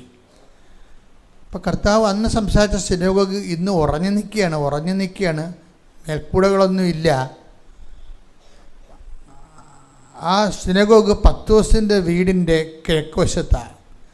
പത്രോസിൻ്റെ വീട് അതിൻ്റെ പടിഞ്ഞാറ് വശത്തും അതിൻ്റെ അപ്പുറത്ത് ഗലീലി കടലുമാണ്. അപ്പോൾ ഞാൻ സിനഗോഗിൽ കുറേ നേരം ഒരു 3/4 മണിക്കൂറോളം എനിക്കാണെങ്കിൽ ഈ തലയിൽ പെട്ടെന്ന് നീറിറങ്ങും മുഖത്തേക്ക്. അപ്പോൾ തല വെയിൽ കൊണ്ടാൽ ഞാൻ തൊപ്പിയും വെച്ച് നടക്കുന്ന കാര്യം അതാണ്, അല്ലാതെ സ്റ്റൈൽ കാണിക്കാനൊന്നുമില്ല. നിങ്ങളവർക്ക് എന്താ വെച്ചാൽ തൊപ്പിയും വെച്ച് നടക്കുന്നത്. തൊപ്പി ഈ മഞ്ഞായാലും എന്തായാലും ഈ ബോഡിയിൽ കയറി പിടിച്ചുള്ളൂ, ഒരു പ്രശ്നവുമില്ല. പിറ്റേ ദിവസം അനങ്ങാൻ പറ്റാത്തതന്നേ ഉള്ളൂ. ശ്വാസം പൊട്ടലും പനിയെല്ലാം ആഘോഷമായിട്ട് വരും. ഇങ്ങനെ എത്രയോ വർഷമായിട്ട് വരണതാണ്. അപ്പോൾ എന്താ പ്രശ്നം വെച്ച് കഴിഞ്ഞാൽ, ഞാനെങ്കിലും എന്തും വരട്ടെ നാട്ടിൽ പോയി കിടക്കാമെന്ന് പറഞ്ഞുകൊണ്ട് ഞാൻ ഈ കർത്താവിൻ്റെ സിനഗോഗിലെ കർത്താവ് വായിക്കാൻ വേണ്ടി എഴുന്നേറ്റുന്ന സ്ഥലത്ത് ഞാൻ അവിടെ ഭയങ്കര വെയിലാണ്, 40 ഡിഗ്രിയെങ്കിലും ഉണ്ട്, അത്രയ്ക്കും ചൂടായിരുന്നു. ഞാൻ അവിടെ എൻ്റെ തല കർത്താവ് നിന്ന സ്ഥലത്ത് തല മുട്ടിച്ച് 3/4 മണിക്കൂർ കിടന്നവിടെ. കർത്താവ് നിന്നെ പ്രവൃത്തി ശക്തിയാൽ എന്നെ അഭിഷേകം ചെയ്യണമേ, ഇക്കാലത്ത് നിൻ്റെ ജോലി ചെയ്യാൻ, സുവിശേഷം കൈമാറാൻ എന്നെ സഹായിക്കണമേ. അതാണ് പറഞ്ഞത്, വേറെ ഒന്നും പറഞ്ഞില്ല. ഞാൻ പുറത്തോട്ടിറങ്ങിയപ്പോൾ പുല്ലും മൂടി പുതച്ച് കിടക്കുന്ന പുരാതനമായ 2 തിരിക്കല്ലുകൾ കണ്ട്.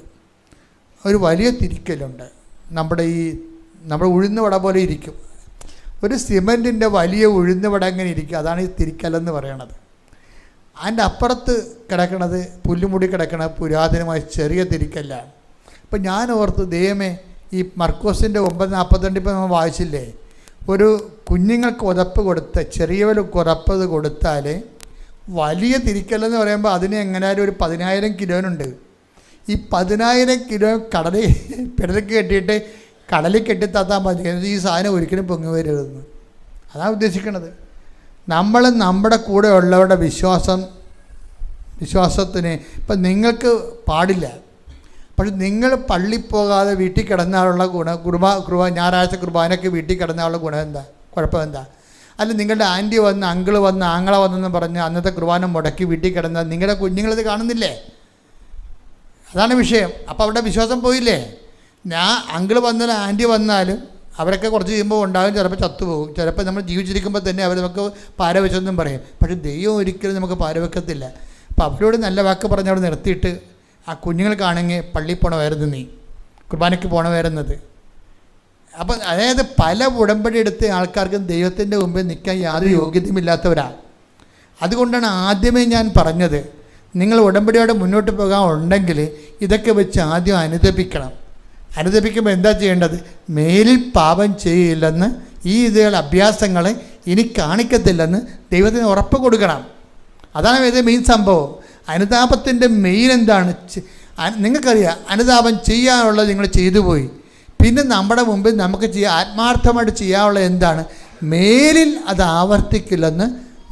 എൻ്റെ മക്കളെ, അനുതാപത്തിൻ്റെ ഏറ്റവും വലിയ സംഭവം, നിങ്ങൾക്ക് അനുതാപം ഉണ്ടോ ഇല്ലയോ, നിങ്ങളുടെ അനുതാപം സ്വീകാര്യമാണോ അല്ലയോ എന്ന് പറയാനുള്ള ഒരേ ഒരു കണ്ടീഷൻ, മേലിൽ ആ വിഷയം നിങ്ങൾ ആവർത്തിക്കാതിരിക്കുന്നത് മാത്രമാണ്. ഇവിടെ കുമ്പസാരത്തിന് വല്ല കുഴപ്പമുണ്ടോ?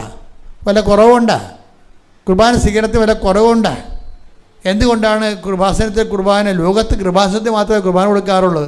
2 ആഴ്ച കഴിഞ്ഞാൽ പിന്നെ കുമ്പസാരത്തിൽ കുർബാന കൊടുക്കത്തില്ല. എന്താ കാരണം? ഞങ്ങൾക്കിതിൻ്റെ കൃത്യമായ വില അറിയാം. ഇടവകയെല്ലാം കാണിക്കുന്ന പോക്രിത്തരങ്ങളെക്കുറിച്ച് അറിയാം. ഞാൻ ഇടവക എത്രയോ പള്ളി വികാരിയായിരുന്നവരാണ്. അപ്പോൾ അവരുടെ എല്ലാം ആത്മീയസ്ഥിതി അറിയാം. അവർ ഈ ജന്മത്ത് കുർബാന സ്വീകരിക്കാൻ യാതൊരു യോഗ്യതയില്ലാത്തവന്മാരും ഞായറാഴ്ച നാട്ടുകാരെ കാണിക്കാൻ വേണ്ടി പേപ്പറിട്ട് നാട്ടിൽ നിൽക്കണ പോലെ നാക്ക് നീട്ടണം ഞാൻ കണ്ടിട്ടുണ്ട്. ഞാൻ കർത്താവിൻ്റെ അടുത്ത് പറഞ്ഞു, കർത്താവ്, ഇവനിത് യോഗ്യനല്ല, പക്ഷേ ഇവനെ അപമാനിക്കാൻ ഞാൻ തയ്യാറല്ല. പൗസപിതാവ് പോലും കാണിച്ചില്ലേ, മറിയത്തെ അപമാനിക്കാൻ ഇഷ്ടമില്ലാത്ത കാരണം രഹസ്യത്തിൽ ഉപേക്ഷിച്ചതുപോലെ രഹസ്യത്തിൽ ഉപേക്ഷിച്ചിട്ടാണ് ഈ സാധനം കൊടുക്കുന്നത്. എന്താ കാര്യം? He's not worthy to receive it.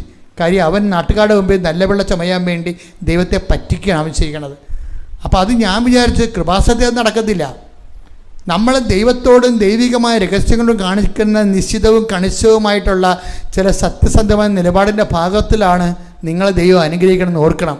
അതുകൊണ്ട് അനുതാപം എന്ന് പറയണത്, അതിൻ്റെ സത്യസന്ധമായ അനുതാപമാണെങ്കിൽ അതിൻ്റെ അകക്കാമ്പെന്ന് പറയുന്നത് വീണ്ടും അത് ആവർത്തിക്കാതിരിക്കുന്നതാണ്. വീണ്ടും നിങ്ങൾ ആവർത്തിക്കുകയാണെങ്കിൽ നിങ്ങൾ ചെയ്തിരിക്കുന്നത് അനുതാപമല്ല, ശരിക്കും പറഞ്ഞാൽ അത് ഒരു അഡ്ജസ്റ്റ്മെൻറ്റാണ്. ഇന്ന് പല അനുതാപവും അഡ്ജസ്റ്റ്മെൻറ്റുകളാണ് അനുതാപം എന്ന് വിളിക്കണത്. അപ്പോൾ അഡ്ജസ്റ്റ്മെൻറ്റ്, ദൈവത്തിൻ്റെ അടുത്ത് അഡ്ജസ്റ്റ്മെൻറ്റിന് പോയിട്ട് കാര്യമില്ല. അനുതാപം തന്നെ വേണം. പ്രാർത്ഥിക്കുക, കർത്താവായ ദൈവമേ, എൻ്റെ ആധ്യാത്മിക അഡ്ജസ്റ്റ്മെൻറ്റ് ജീവിതത്തിൽ എന്താ? ആത്മാർത്ഥതയുള്ള അനുതാപ ജീവിതത്തിലേക്ക് എന്നെ അഭിഷേകം ചെയ്യണമേ. അൽഫയുടെ വണ്ടി ഒന്നിടിച്ചു. അതെന്താ പറ്റിയെന്ന് വെച്ചാൽ, ഈ 3.5 മാസം കഴിഞ്ഞപ്പോൾ ആൽഫയ്ക്ക് ജോലി കിട്ടിയിട്ടില്ല. അപ്പോൾ ആൽഫ അറിയാതെ പറഞ്ഞു, കൃപാസനം തട്ടിപ്പായിരിക്കുമോ? കണ്ട സംഭവമാണ്. ഒരാൾ വെച്ചിരിക്കുന്ന സംഭവം വെച്ച് നിയോഗം അവർ നടന്നില്ലെങ്കിൽ അവരനുഷ്ഠിച്ച കാര്യങ്ങളെല്ലാം തട്ടിപ്പാണെന്ന് അവർ തന്നെ പറയുകയാണ്. അവരനുഷ്ഠിച്ചിരുന്ന നിശ്ചിതമായി നിരീക്ഷിച്ച് അനുഷ്ഠിച്ച കാര്യങ്ങളെല്ലാം, നിങ്ങൾക്കൊരു കാര്യം അറിയാമല്ലോ. എന്താണ് അറിയാവുന്നത്? കൃപാസനത്തിൽ സ്വന്തമായി ഒരു ആധ്യാത്മികതയില്ല. സ്വന്തമായ ആധ്യാത്മികതയിലെ സുവിശേഷ വിഹിതമായ ആധ്യാത്മികതയെ മരിയനൈസ് ചെയ്തിരിക്കുകയാണ് ഇവിടെ. എന്തു കഴിഞ്ഞാൽ സുവിശേഷം ആദ്യം വചനം സ്വീകരിച്ചത് അമ്മയാണ്, വചനത്തെ വയറ്റിട്ട് വളർത്തിയത് അമ്മയാണ്, വചനത്തെ പ്രസവിച്ച് വീട്ടിൽ നിർത്തി വളർത്തിയത് അമ്മയാണ്, വചനത്തെ പിതാവിൻ്റെ തിരുവിഷ്ടപ്രകാരം ലോകത്തിൻ്റെ പാപത്തിന് പരിഹാരമായി കയ്യേൽപ്പിച്ച് കൊടുത്തിട്ട് ആ കുരിശിൻ്റെ ചുവട്ടിൽ നിന്നത് അമ്മയാണ്, ആ തണുത്ത ശരീരം കയ്യോടെ മേടിച്ചത് അമ്മയാണ്, ആ പുനരുത്ഥാനത്തിൽ വിശ്വസിച്ചത് അമ്മയാണ്, ലോകത്തിന് യേശുവിനെ കൈമാറിയത് അമ്മയാണ്. അതുകൊണ്ട് തന്നെ അമ്മയെ പ്രവർത്തിച്ച ആധ്യാത്മികതയാണ് കൃപാസനത്തിൻ്റെ ആസ്തിഭദ്രത എന്ന് പറയുന്നത്. ഇപ്പം ഞങ്ങളെ വളരെ സത്യസന്ധമായിട്ടാണ് ഈ കരിസ്മാറ്റിക് ലോകം 50 കൊല്ലം കേരളത്തിൽ വലിയ തേരോട്ടം നടത്തിയെങ്കിലും വലിയ കത്തോലിക്ക ചിലയിടത്തെങ്കിലും കത്തോലിക്ക ച്യുതികൾ സംഭവിച്ചിട്ടുണ്ട്. കാര്യം ചില ധ്യാനകേന്ദ്രങ്ങൾ അക്കാര്യങ്ങൾ പ്രസംഗിക്കുമ്പോൾ അമ്മയുടെ രൂപങ്ങൾ പോലും ആ സ്റ്റേജിലില്ലായിരുന്നു. ആ ധ്യാനകേന്ദ്രത്തിലേക്ക് ഇന്നത്തെ അവസ്ഥ നിങ്ങൾ നോക്കണം. എനിക്കന്നും സങ്കടമായിരുന്നു. ഇവർ ഈ സുവിശേഷത്തിൻ്റെ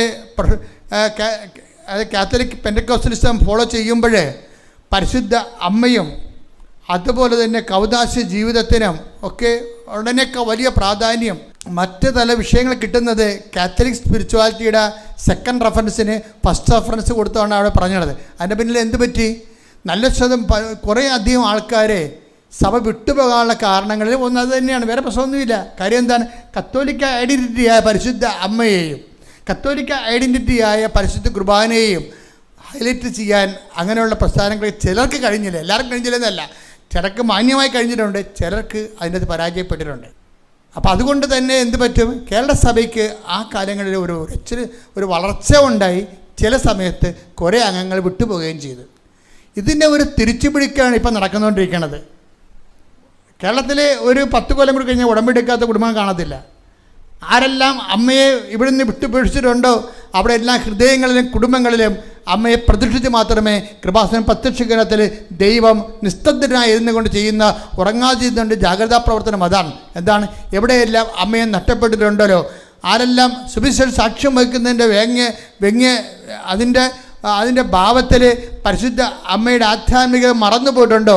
ലോകത്തെ യേശുക്രിസ്തുവിനെ കൊടുത്തയാളെ, ലോകത്തിന് യേശുക്രിസ്തുവിനെ കയ്യേൽപ്പിച്ച് കൊടുത്ത് വചനത്തെ വയറ്റിട്ട് വളർത്തിയ ആളെ മറന്നുകൊണ്ട് ഒരു സുവിശേഷ വില യഥാർത്ഥ സഭയ്ക്ക് ഇല്ലെന്നുണ്ടെങ്കിൽ യഥാർത്ഥ സഭയുടെ ആധ്യാത്മികതയെ തിരിച്ചുപിടിക്കുകയാണ് കൃപാസന ഉടമ്പടി ധ്യാനത്തിലൂടെ ചെയ്യുന്നത്. അതാണ് ഇതിൻ്റെ സത്യസന്ധത എന്ന് പറയണത്. അതുകൊണ്ട് തന്നെ ആൾക്കാർക്ക് വാരിക്കോരി അനുഗ്രഹം കിട്ടുന്നതിന് 5 ദിവസത്തെ ധ്യാനം ആവശ്യമില്ല. ഒറ്റ ഉടമ്പടി എടുക്കാൻ തീരുമാനിക്കുമ്പോൾ തന്നെ ഇവർ പറയുന്ന അനുഗ്രഹം വീട്ടിൽ ദൈവം കൊണ്ടുവന്ന് കൊടുക്കുകയാണ്. ആ അനുഭവങ്ങളാണ് നമ്മൾ കേട്ടുകൊണ്ടിരിക്കുന്നത്. അതിന് ഏറ്റവും പ്രധാനപ്പെട്ട കാരണം എന്താണ്? നീ സുവിശേഷമാകണം. രണ്ടാമത്തെ പ്രധാനപ്പെട്ട കാര്യം എന്താണ്? നീ സുവിശേഷം ഏകണം. നിൻ്റെ ഓരോ ശ്വാസത്തിലും ക്രിസ്തുവിനെ കൈമാറാൻ വേണ്ടി, ലോകത്തെ കയ്യേൽപ്പിക്കാൻ വേണ്ടി മരിയൻ മിഷൻ നിങ്ങൾ ഏറ്റെടുക്കുന്ന സ്ഥലത്ത് അതാണ് ക്രിസ്മസിന് ആധ്യാത്മികത എന്ന് പറയുമ്പോൾ ആ ആധ്യാത്മികത തട്ടിപ്പായിരിക്കുമെന്ന് സ്വയം കരുതണമെന്നുണ്ടെങ്കിൽ ആരും അവരോട് നേരത്തെ ഇങ്ങനെയുള്ള തെറ്റായ ഉപദേശങ്ങൾ കൊടുത്തിട്ട് അതിനവർ വശംവദയായി പോയത് കൊണ്ടാണ്. അങ്ങനെ വശംവദയായി പോയ ആൾക്കാർക്കാണ് പിന്നീട് ഉടമ്പടി എടുക്കുമ്പോൾ പമ്മലുണ്ടാകുന്നതിൻ്റെ കാരണം. നിങ്ങൾ കൃപാസന ആധ്യാത്മികത നിക്ഷേപിക്കുമ്പോൾ പരിപൂർണമായി നിക്ഷേപിക്കണം. കാര്യം എന്താണ്? അത് പൂർണ്ണമായി കാത്തോലിക്കമാണ്, അത് പൂർണ്ണമായി സഭാത്മകമാണ്, പൂർണ്ണമായി സുവിശേഷപരമാണ്, സുവിശേഷമായ വിശ്വാസ പാരമ്പര്യത്തിൻ്റെ അടിസ്ഥാനമാണ്, കൂദാശകളിലൂടെയുള്ള പരിപോഷണമാണ്. ഓരോ വിഷയം നിങ്ങൾ എടുത്തു നോക്കിക്കോ. സഭയെല്ലാം നവീകരിക്കപ്പെടുകയും ഐക്യപ്പെടുകയും അനേകായിരങ്ങൾ സഭയിലേക്ക് തിരിച്ചു വരികയും ചെയ്ത അനേകം കർത്താവിനെ അറിയാത്ത ലക്ഷക്കണക്കിന് മനുഷ്യർ കർത്താവിനെ അറിയുകയും ചെയ്യുന്നൊരു കാലഘട്ടത്തിലാണ് നമ്മൾ ഈ ആധ്യാത്മിക ശുശ്രൂഷ നിർവഹിക്കുന്നത്. അതുകൊണ്ട് തന്നെ ഏതെങ്കിലും തരത്തിൽ ഇപ്പോൾ ഇവരങ്ങനെ പെട്ടെന്ന് വിചാരിച്ചു, പക്ഷേ വിചാരിച്ചെങ്കിൽ അങ്ങനെ വിചാരിച്ചുകൊണ്ടാണെന്ന് തോന്നുന്നത്. പിറ്റേ ദിവസം അവരെ ഒരു ഇൻ്റർവ്യൂവിന് വിളിച്ചിട്ട് എന്ത് ചെയ്ത് അവർ അമേരിക്കൻ സ്കൂൾ അവരെ ഇൻ്റർവ്യൂവിന് വിളിച്ചു. ആ ഇൻ്റർവ്യൂവിൻ്റെ അവർ പറഞ്ഞേക്കുന്നത് അവർ പഠിപ്പിക്കേണ്ട ക്ലാസ് മാത്രമേ ചോദിച്ചുള്ളൂ. അതവർ പറഞ്ഞ് പല കാര്യങ്ങൾ പറഞ്ഞിട്ട് ഇൻ്റർവ്യൂ പെട്ടെന്ന് പൂർത്തിയാക്കിയിട്ട് അവർക്ക് നല്ല ശമ്പളത്തിലാണ് അമ്മ ജോലി കൊടുത്തിരിക്കുന്നത് ഈ ഉടമ്പടി പ്രകാരം. പക്ഷെ ഒരു പ്രശ്നമുണ്ട്. ഒരു നിമിഷമെങ്കിലും നിങ്ങൾ ഈ ഉടമ്പടിയെ സംശയിച്ചിട്ടുണ്ടെങ്കിൽ നിങ്ങൾ ഇടിച്ച വണ്ടി പോലെയാണ്. ഒരു സംശയമില്ല. അത് നിങ്ങൾക്ക് മനസ്സിലാകത്തില്ല. പക്ഷെ മെക്കാനിസ്റ്റ് വരുമ്പോൾ അറിയാൻ പറ്റും ഇതൊന്ന് തട്ട് കിട്ടിയിട്ടുണ്ടല്ലോ എന്ന് തോന്നും. ഒന്ന് തട്ട് കിട്ടിയതാണല്ലോ, എവിടെയോ ഒന്ന് ഇടിച്ചിട്ടുണ്ടെന്ന്. നേരെ കണ്ട വണ്ടി കച്ചവടക്കാർക്ക് മനസ്സിലാകത്തില്ല. മെക്കാനിസ്റ്റ് വന്ന് കുരുക്കി നോക്കുമ്പോൾ എവിടെയാണ് തട്ടിയതെന്നും അങ്ങോട്ട് ചെന്ന് ഇടിക്കണേ ചെയ്ത് ഇങ്ങോട്ട് വന്ന് ഇടിക്കണേ ചെയ്തെന്നൊക്കെ അവൻ പറയും. ഒരിക്കലും വിശ്വാസത്തിൽ, അപ്പോൾ ഉടമ്പടി വിഷയത്തിൽ തന്നെയല്ല, വിശ്വാസത്തിൻ്റെ വിഷയത്തിൽ ഒരു മനുഷ്യന് നിലനിൽക്കണമെങ്കിൽ ആദ്യം തന്നെ വിഷയം എന്താണ്? സംശയിക്കാതിരിക്കണം. സംശയിക്കാതെ നിങ്ങൾ ഏറ്റവും കൂടുതൽ പ്രാർത്ഥിക്കേണ്ടത് എന്തിനാണെന്ന് അറിയാവോ? സംശയിക്കാതിരിക്കാനുള്ള വിശ്വാസം തരാൻ വേണ്ടി പ്രാർത്ഥിക്കുക. കർത്താവ് ദൈവമേ, ജീവിതത്തിന്റെ പരീക്ഷണങ്ങളിലൂടെയും ദൈവദത്തമായ പരിശീലനങ്ങളിലൂടെയും കടന്നു പോകുമ്പോൾ ഞാൻ പരിശീലനം നേടുന്നതിന് പകരം എന്റെ കാര്യം നടക്കാൻ താമസിക്കുന്നു എന്ന് വിചാരിച്ച് സംശയിക്കാതിരിക്കാൻ കർത്താവേ എന്നെ അനുഗ്രഹിക്കണം. ശ്രദ്ധിക്കട്ടെ. ഹല്ലേലൂയ, ഹല്ലേലൂയ, ഹല്ലേലൂയ, ഹല്ലേലൂയ, ഹല്ലേലൂയ,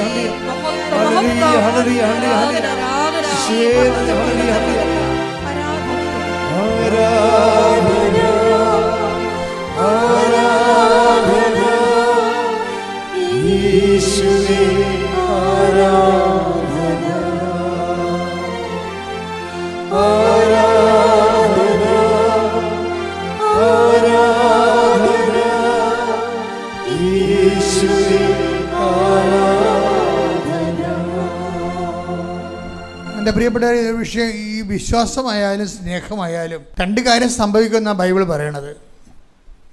വിശ്വാസത്തിനായാലും നമ്മൾ ദൈവത്തെ കണ്ടെത്താൻ വേണ്ടി നമ്മളെ സഹായിക്കുന്ന വാഹനം എന്ന് പറഞ്ഞാൽ വിശ്വാസം തന്നെയാണ്. വിശ്വാസമുണ്ട്, സ്നേഹമുണ്ട്.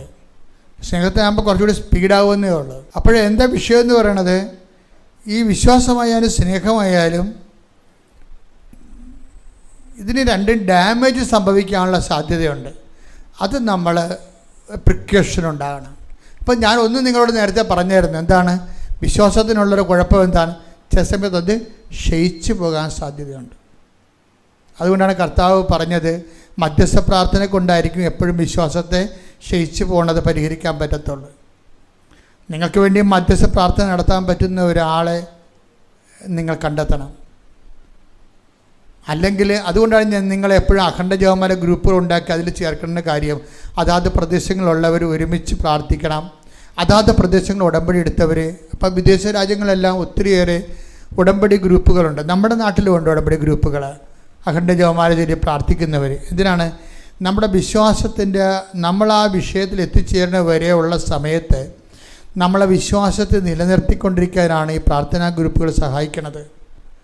ഇപ്പോൾ സജാത്യ പ്രാർത്ഥനാ ഗ്രൂപ്പുകളെന്ന് പറയണത് ഉടമ്പടി എടുത്തവരുടെ കൂട്ടായ്മയാണെങ്കിൽ അവർക്ക് ഉടമ്പടിയെക്കുറിച്ച് അറിയാൻ പറ്റും, ഉടമ്പടി ജീവിതത്തെക്കുറിച്ച് അറിയാൻ പറ്റും. അവരതിനൊക്കെ ട്രെയിനാണ് ചെയ്തിരിക്കണത്.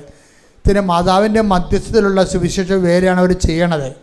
അപ്പം അതുകൊണ്ട് തന്നെ ഈ വിശ്വാസം ക്ഷയിക്കാതിരിക്കാൻ വേണ്ടി പരസ്പരം പ്രാർത്ഥിക്കുന്നൊരു സംവിധാനം നിങ്ങൾ ഇല്ലെങ്കിൽ നിങ്ങൾ ഉണ്ടാക്കണം. അല്ലെങ്കിൽ അടുത്തുള്ള ഉടമ്പടി പ്രാർത്ഥനാ ഗ്രൂപ്പിലേക്ക് നിങ്ങൾ പ്രവേശിച്ചുകൊണ്ട് പരസ്പരം പ്രാർത്ഥിച്ച് ബലം പ്രാപിച്ച് നിങ്ങളുടെ വിഷയം നടക്കുന്ന ശേഷവും നിങ്ങൾ ബലമായിട്ട് നിൽക്കാൻ വേണ്ടി പരിശ്രമിക്കണം.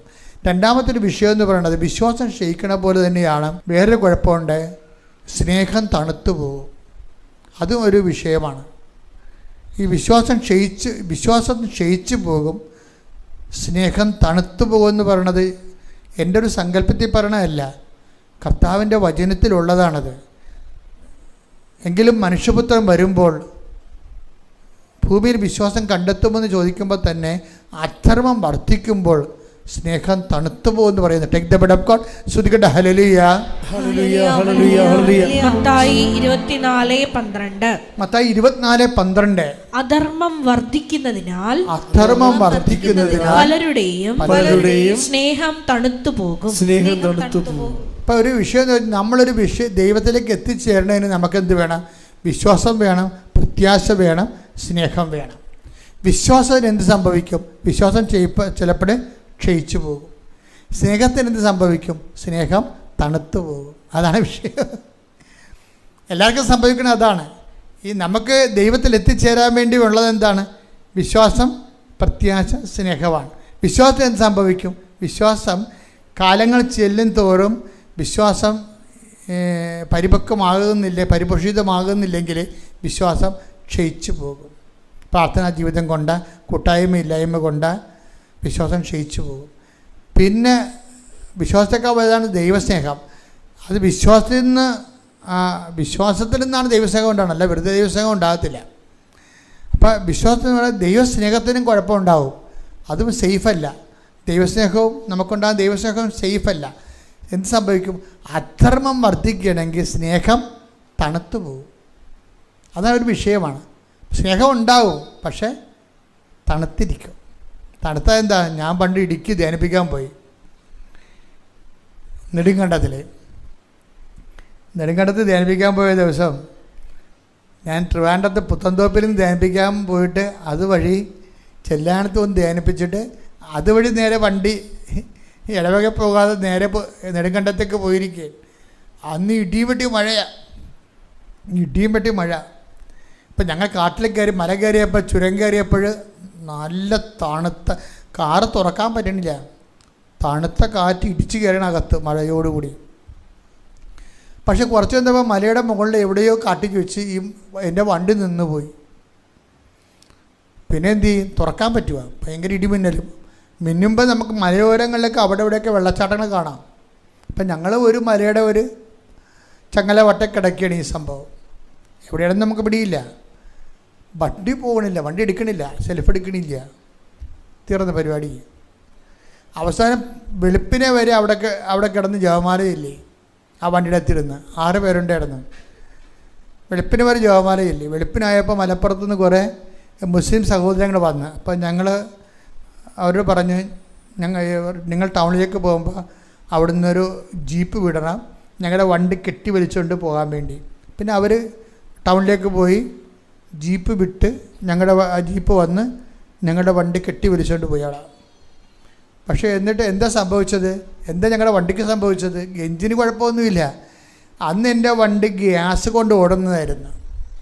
അപ്പം നല്ല തണുപ്പിൽ ചെന്നപ്പോൾ ഗ്യാസ് ഫ്രീസായിപ്പോയി. ഗ്യാസ് അകത്ത് തന്നെ മഞ്ഞ് കട്ടയായിപ്പോയി. പിന്നെ എങ്ങനെയാണ് എടുക്കണത്? വിശ്വാസം തണുത്തു പോകുമെന്ന് പറയുമ്പോൾ ഞാൻ പെട്ടെന്ന് എൻ്റെ ഗ്യാസ് തണുത്തു പോയി ഞാൻ ഓർക്കും. പിന്നെ മുന്നോട്ട് പോകത്തില്ല.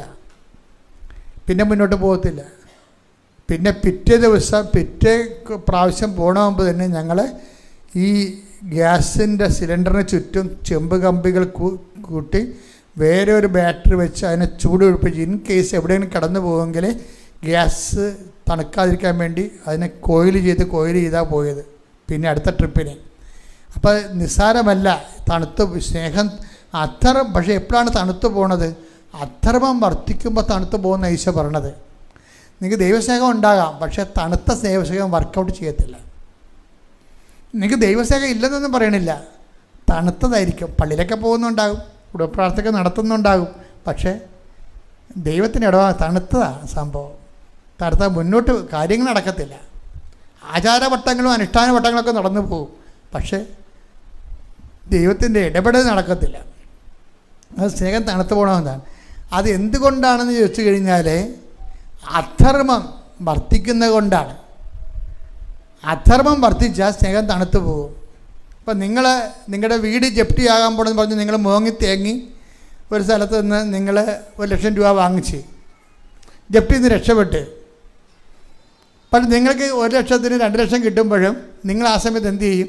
ഓണത്തിന് ഓഫറുണ്ടെന്ന് പറഞ്ഞ് ഫ്രിഡ്ജ് വാങ്ങിച്ച് വെച്ചു. അവിടെ 1,00,000 രൂപ കൊടുക്കത്തില്ല. പണ്ട് ജപ്തിയാകാൻ പോകുമ്പോഴാണ് അവിടെ പോയി രാവിലെ മറുപ്പ് കിടന്ന് തേങ്ങി മോങ്ങി അവിടെ കാശ് വാങ്ങിച്ചുകൊണ്ട് പോകുന്നു. പക്ഷേ എന്നിട്ട് നിങ്ങൾ ജപ്തിയിൽ നിന്ന് രക്ഷപ്പെട്ട് നിങ്ങൾക്കത് കൊടുക്കാൻ വേണ്ടി കാശ് കിട്ടിയപ്പോൾ എന്ത് പറ്റി? നിങ്ങളത് കൊടുക്കത്തില്ല. നിങ്ങൾ ഓണത്തിന് ഓഫറുണ്ടെന്ന് പറഞ്ഞ് ഫ്രിഡ്ജ് മേടിച്ച് വെച്ചു. അധർമ്മമായി. എന്ത് ഉടമ്പടി എടുത്താലും അധർമ്മമാണ് കൈയിരിക്കണമെന്നുണ്ടെങ്കിൽ സ്നേഹം തണുത്തു പോകും, വണ്ടി കിട്ടത്തില്ല, ഓടത്തില്ല സംഭവം. ഇതിനാണ് അനുതാപം എന്ന് പറഞ്ഞതിൻ്റെ കാരണം. അധർമ്മം ഉണ്ടാകുമെന്ന് നോക്കണം.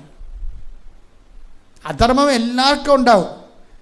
ഇപ്പം ഞാനെപ്പോഴും ഓർക്കണത് ഞാനിപ്പോൾ ഒരു ഇതെല്ലാം എനിക്കിവിടുന്ന് ഭക്ഷണം കിട്ടുന്നുണ്ട്, വണ്ടിക്കാശൊക്കെ ഇവിടുന്ന് തരും, ശമ്പളമൊന്നും മേടിക്കത്തില്ല, പക്ഷേ അങ്ങനെ ശുശ്രൂഷ ചെയ്ത് പോവുകയാണ്. എനിക്കൊരു കുറവൊന്നുമില്ല. പക്ഷേ എന്നാലും ഞാൻ സമയത്ത് ചിലയിടത്ത് തരുന്ന കാശുകൾ ആരെങ്കിലും തന്നാൽ ഞാൻ സൂക്ഷിച്ചു വെക്കും. എന്തിനാണെന്നറിയാമോ? ഞാൻ പഠിക്കണ കാലത്ത് എന്നെ സഹായിച്ച കുറേ പേരുണ്ട്. അതാണ് വിഷയം. അവർ വല്ലപ്പോഴുമൊക്കെ ഇവിടെ വരുമ്പോൾ ചിലപ്പോൾ ഞാൻ നാട്ടിൽ ചെല്ലുമ്പോഴൊക്കെ വയസ്സായ ആൾക്കാരെ കാണും. അപ്പോൾ അവർക്ക് പോക്കറ്റിൽ നിന്ന് എടുത്ത് കൊടുക്കും. അത് ചോദിക്കണമെന്നില്ല, അവരങ്ങനെ ചോദിക്കത്തൊന്നുമില്ല. അച്ഛനോട് സംസാരിക്കണ പോലും അവർക്ക് ഭയങ്കര ഇതാണ്. അപ്പം ഞാൻ അവരെ വണ്ടി ഇരുന്ന് വിളിച്ച് വരുത്തി കൊടുക്കും. അതെന്താ കാര്യം? ധർമ്മം. അത് നമ്മുടെ നീതിയാണത്. നമ്മളിവിടെ എത്തുമ്പോൾ ഇവിടെ എത്താൻ വേണ്ടി ഏണിച്ചാരി വെച്ച് തന്ന ഒത്തിരി ജന്മങ്ങളുണ്ട്. അതൊക്കെ നിങ്ങൾ ഓർക്കണം. അപ്പം നിങ്ങളെ ഏതെങ്കിലും ഒരു കാലത്ത് സഹായിച്ച ആൾക്കാരെ നമ്മൾ തിരിച്ച് സഹായിക്കണം. അത് ധർമ്മമാണ്, നീതിയാണത്. നീതികേട് കാണിക്കരുത് ഒരിക്കലും. അപ്പം നീതികേട് എപ്പോഴും പറയണത്. അപ്പോൾ ആദ്യത്തെ നീതി അമ്മയോടും അപ്പനോടും തന്നെയാണ്. ഒരു സംശയമില്ലല്ലോ ആ കാര്യത്തെ. വല്ല സംശയമുണ്ടോ? ഒരു സംശയമില്ല. കാര്യം നമ്മുടെ പല ഓർമ്മയില്ലാത്ത കാലത്തും അവരാണ് നമുക്ക് ഓർമ്മയില്ലല്ലോ. നമുക്ക് ഓർമ്മയില്ലെന്ന് പറഞ്ഞുകൊണ്ട് ദൈവതിരുസന്നിധിയിൽ അവർ നമുക്ക് വേണ്ടി ചെയ്തത് ദൈവം മറന്നു പോവുക. അപ്പോൾ ഒരിക്കലും അപ്പനോടും അമ്മയോടും ഒക്കെ ഒരു അക്ഷരം മിണ്ടരുത്. അവർ നിങ്ങളെ എന്ത് പറഞ്ഞാലും മിണ്ടരുത്. കാര്യം നിങ്ങൾക്ക് ഓർമ്മയില്ലാത്ത കാലത്ത് നിങ്ങളിന്ന് നിങ്ങളുടെ കാലിലിങ്ങനെ നിൽക്കുന്നുണ്ടെങ്കിൽ അവരതിനുവേണ്ടി ഉറക്കം നിന്നതിൻ്റെ കണക്കുണ്ട് അവരുടെ കയ്യിൽ. അവരതൊന്നും പറയാൻ വന്നില്ലെങ്കിലും നമ്മളത് മനസ്സിലാക്കണത് ധർമ്മമാണ്. അത് ചെയ്തില്ലെങ്കിൽ അധർമ്മമാവും. അധർമ്മം വർദ്ധിക്കുമ്പോൾ എന്ത് സംഭവിക്കും? സ്നേഹം തണുത്തു പോകും. അത് ഭയങ്കര നിസ്സാരമാണ്. അതുകൊണ്ട് ബൈബിളിൽ എഴുതിയിരിക്കുന്ന വാക്കുണ്ട്, തൻ്റെ മുമ്പാകെ വിശുദ്ധി മാത്രം പോരാ, പിന്നെ എന്താണ്? നീതി വേണമെന്ന്. Take the word of God. തൻ്റെ മുമ്പാകെ വിശുദ്ധിയിലും നീതിയിലും. ശ്രദ്ധിക്കട്ടെ. ഹല്ലേലൂയ, ഹല്ലേലൂയ, ഹല്ലേലൂയ, ഹല്ലേലൂയ. യേശുവേ നന്ദി. ഹല്ലേലൂയ, ഹല്ലേലൂയ, ഹല്ലേലൂയ, ഹല്ലേലൂയ, ഹല്ലേലൂയ. യേശുവേ ആരാധന, ആരാധന, ആരാധന, ആരാധന. യേശുവേ നന്ദി. മഹത്വം, മഹത്വം, മഹത്വം, മഹത്വം.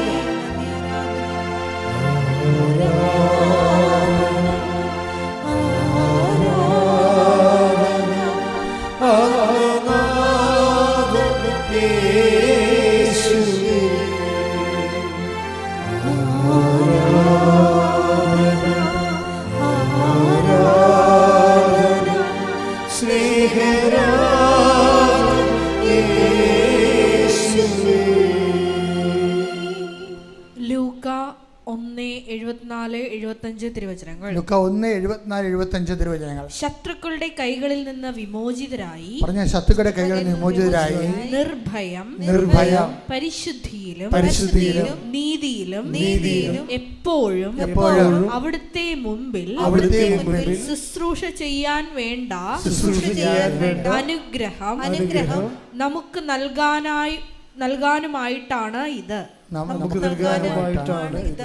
വിഷയം. അപ്പം പരിശുദ്ധി എന്ന് പറയുമ്പോൾ ഒരു ചിറകേ ഉള്ളൂ. പിന്നെ ഒരു ചിറക് എന്തിൻ്റെയാണ്? നീതിയുടേതാണ്. ദൈവത്തെ ശുശ്രൂഷിക്കണമെങ്കിൽ 2 ചിറകും വേണം. ഒരു ചിറകുള്ള പക്ഷി വല്ലയിടത്തും പറന്ന് കേട്ടിട്ടുണ്ടോ? അപ്പം നിങ്ങളുടെ പ്രാർത്ഥനയും കുമ്പസാരവും കുർബാനയും കൊണ്ട് പരിശുദ്ധി മതിയെന്ന് പറഞ്ഞിരുന്ന ഒരു പണിയും നടക്കത്തില്ല. ഒരു ചിറക് ഒടിഞ്ഞു കിടക്കും. എന്താണ്? അത് നീതിയുടേതാണ്. 2 ചിറകും കൊണ്ടാണ് പറക്കണത്. എന്താണ്? ഒരു വിശുദ്ധിയും ഒരു നീതിയും. അപ്പം അനീതി ആരോടും ചെയ്തിട്ടുണ്ടോ എന്ന് നോക്കണം. എന്നിട്ട് അത് റെക്ടിഫൈ ചെയ്തുകൊണ്ട് ആ പക്ഷം കൂടി ബലമുള്ളതാക്കി എടുത്തിട്ട് പെട്ടെന്ന് പറക്കാൻ നോക്കണം. ശ്രദ്ധിക്കട്ടെ. ഹല്ലേലൂയ, ഹല്ലേലൂയ, ഹല്ലേലൂയ. അച്ഛൻ പ്രാർത്ഥിക്കുന്ന സമയമാണ്. കൈകൾ രണ്ടും കൂട്ടി നെഞ്ചത്ത് വെച്ചുകൊണ്ട് ഹോൾ ബോഡി ഈശോയെ സമർപ്പിക്കുക.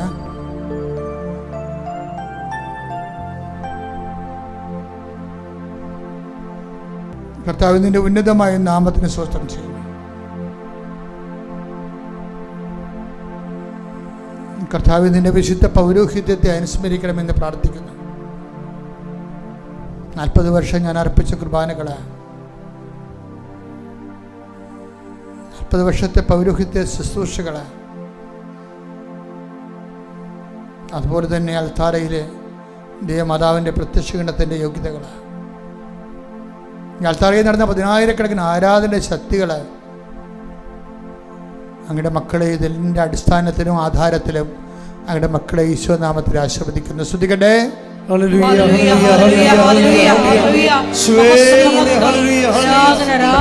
കാഴ്ച നൽകവനെ, ചെകിടിന് കേട് നൽകവനെ, ഓമന സംഭാഷണം നൽകവനെ, മഹോരോഗ്യപ്പെടുത്തവനെ, തലവാരോഗ്യപ്പെടുത്തവനെ, മരിച്ചവനെ ഉയർപ്പിച്ചവനെ, നിന്റെ തിരുനാമത്തിൽ കർത്താവേ, നിന്റെ തിരുമുറുവാർന്ന വലതുകരം, അനുഗ്രഹത്തിൻ്റെ അഭിഷേകരം ഓരോ മകൻ്റെ മേലും ഓരോ മകളുടെ മേലും വെക്കണം പ്രാർത്ഥിക്കുന്നു. അടിപ്പിണർ പോലെ വൈദ്യാഘാതം പോലെ ദൈവികമായ ശക്തി മക്കളിലേക്ക് ആവശ്യക്കെട്ടെന്ന് പ്രാർത്ഥിക്കുന്നു. മാരക രോഗങ്ങൾ, തീരാവേദികൾ, ജീവിതദുരിതങ്ങൾ, ആന്തരിക രോഗങ്ങൾ, ആന്തരിക അവയവങ്ങളുടെ രോഗങ്ങൾ, സിസ്റ്റ് രോഗങ്ങൾ, പിസ്റ്റുല രോഗങ്ങൾ, പിസിഡി രോഗങ്ങൾ, കരരോഗങ്ങൾ, ഹൃദയാഘാതം വന്നവരുടെ സൗഖ്യങ്ങൾ, ശ്വാസകോശ രോഗങ്ങൾ, തൈറോയ്ഡ് രോഗങ്ങൾ, ബ്രെയിൻ്റെ സിസ്റ്റുകൾ, ബ്രെയിൻ ക്യാൻസറുകൾ, എല്ലാ രോഗങ്ങളെയും, പേരിക്കോസിൻ്റെ രോഗങ്ങൾ കർത്താവ് സ്പർശിക്കട്ടെ. എൻ്റെ കർത്താവിൻ്റെ തിരുമുറുപാടുന്ന വലതുകരം, അനുഗ്രഹത്തിൻ്റെ അഭിഷേകരം, അടിപ്പിണർ പോലെ വൈദ്യാഘാതം പോലെ ദൈവികമായ ശക്തി മക്കൾക്ക് ആവശ്യിക്കട്ടെ. ശ്രുതിക്കട്ടെ. ഹല്ലേലൂയ. മാരക രോഗങ്ങൾ, തീരാവ്യാധികൾ, ജീവദുരിതങ്ങൾ യേശുവിന്റെ നാമത്തിൽ മാറിപ്പോകട്ടെ. മക്കളെ, വീണ്ടും കണ്ണുകൾ അടച്ചുകൊണ്ട് നിങ്ങളെ തന്നെ കർത്താവ് സമർപ്പിക്കുക. ജോലിയില്ലാത്തവർ, വീടില്ലാത്തവർ, വഴിയില്ലാത്തവർ, ഇൻ്റർവ്യൂവിന് പങ്കെടുക്കാൻ പോകുന്നവർ, പരീക്ഷാ ഫലം പ്രതീക്ഷിക്കുന്നവർ, പരീക്ഷ എഴുതി കഴിഞ്ഞവർ, വിസ പ്രോസസ്സിങ്ങിന് വേണ്ടി കാത്തിരിക്കുന്നവർ, വിസ പുതുക്കാൻ വേണ്ടി ആഗ്രഹിക്കുന്നവർ, കേസുള്ളവർ, ഒരുമിച്ച് ജീവിക്കാൻ ആഗ്രഹിക്കുന്നവർ എല്ലാം സമർപ്പിച്ച് പ്രാർത്ഥിക്കട്ടെ. കർത്താവേ, നിന്റെ ഉന്നതമായ നാമത്തിന് സ്തോത്രം ചെയ്യുന്നു. കർത്താവേ, നിന്റെ വിശുദ്ധ പൗരോഹിത്യത്തെ മഹത്വപ്പെടുത്തണേ. കർത്താവേ, സഭയിലുള്ള സാന്നിധ്യം പ്രകടമാക്കണം. അമ്മേ, പരിശുദ്ധമ്മേ, ദേവമാതാവേ, കൃപാസ്ഥാനത്താറെ ജീവനോടെ പ്രത്യക്ഷപ്പെട്ട പരിശുദ്ധമ്മയുടെ മാധ്യസ്ഥതയിൽ അങ്ങനെ മക്കൾക്ക് വേണ്ടി പ്രാർത്ഥിക്കുന്നു. കർത്താവേ, ഈശോ, ഓരോ ജോലിയില്ലാത്ത മക്കളെ അങ്ങനെ ഏറ്റെടുക്കണേ പ്രാർത്ഥിക്കുന്നു. ഈശോയെ, ജോലി സ്ഥലത്ത് ഭയങ്കര പ്രയാസങ്ങളിലൂടെ ഞെരുക്കമുള്ളവർ, ഒരു അടുത്തുള്ള നാട്ടിലേക്ക് കർത്താവെ ട്രാൻസ്ഫറിന് വേണ്ടി വർഷങ്ങളായിട്ട് പ്രതീക്ഷിക്കുന്നവർ, അവിടെ പ്രാർത്ഥനകൾ അങ്ങനെ ഏറ്റെടുക്കണേ പ്രാർത്ഥിക്കുന്നു. ഈശോയെ, കർത്താവ് സ്ഥലം പോക്കുവരെ ചെയ്യാൻ കിടക്കുന്നവരെ, സ്ഥലം തരം മാറ്റാൻ ആഗ്രഹിക്കുന്നവർ, അവരെല്ലാം അവരുടെ സങ്കടങ്ങളെ കർത്താവിന് ദൃശ്യത്തിന് സമർപ്പിച്ച് കർത്താവ് ഭയമുള്ളവർ, ഒന്നും ചെയ്യാൻ ഒരു വിൽപ്പത്രം പോലും എഴുതാൻ ധൈര്യമില്ലാത്തവർ, ഇങ്ങനെ ഓരോരോ കാര്യങ്ങൾക്ക് വേണ്ടി വിഷമം അനുഭവിക്കുന്നത്, കാണാതെ രേഖകൾ, ആ രേഖകൾ വന്നിട്ടുള്ള തെറ്റുകൾ തിരുത്താൻ ആഗ്രഹിക്കുന്നവർ എല്ലാം കർത്താവിൻ്റെ ദൃശ്യത്തിന് സമർപ്പിച്ച് പ്രാർത്ഥിക്കുന്നു. ഇൻ്റർവ്യൂ, ടെസ്റ്റ്, പരീക്ഷ, അതുപോലെ എല്ലാവിധ യോഗ്യത പരീക്ഷകളെയും കർത്താവ് യോഗ്യത പരീക്ഷകളെയും ടെസ്റ്റുകളെയും അതിൽ പങ്കെടുക്കുന്നവരെയും അതിൻ്റെ റിസൾട്ട് പ്രതീക്ഷിക്കുന്നവരെയും അമ്മേ, പരിശുദ്ധമ്മേ, not by merit but by grace എന്ന അടിസ്ഥാനത്തിൽ അമ്മ അവരുടെ യോഗ്യതയാൾക്കാരുപരി അവർക്ക് കൃപ നൽകിക്കൊണ്ട് ആ കൃപ അവരുടെ യോഗ്യതയാക്കി മാറ്റിക്കൊണ്ട് അവിടെ കണ്ണുനീരൊപ്പണമെന്ന് പ്രാർത്ഥിക്കുന്നു. എൻ്റെ കർത്താവിൻ്റെ ഉന്നതമായ നാമത്തിൽ സഭയുടെ അധികാരത്തിൽ കുരിശിൻ്റെ അടയാളത്തിൽ മാർഗ തടസ്സങ്ങൾ, ജീവിത ദുരിതങ്ങൾ യേശുവിൻ്റെ നാമത്തിൽ മാറിപ്പോകട്ടെ. ശ്രുതികട്ടെ.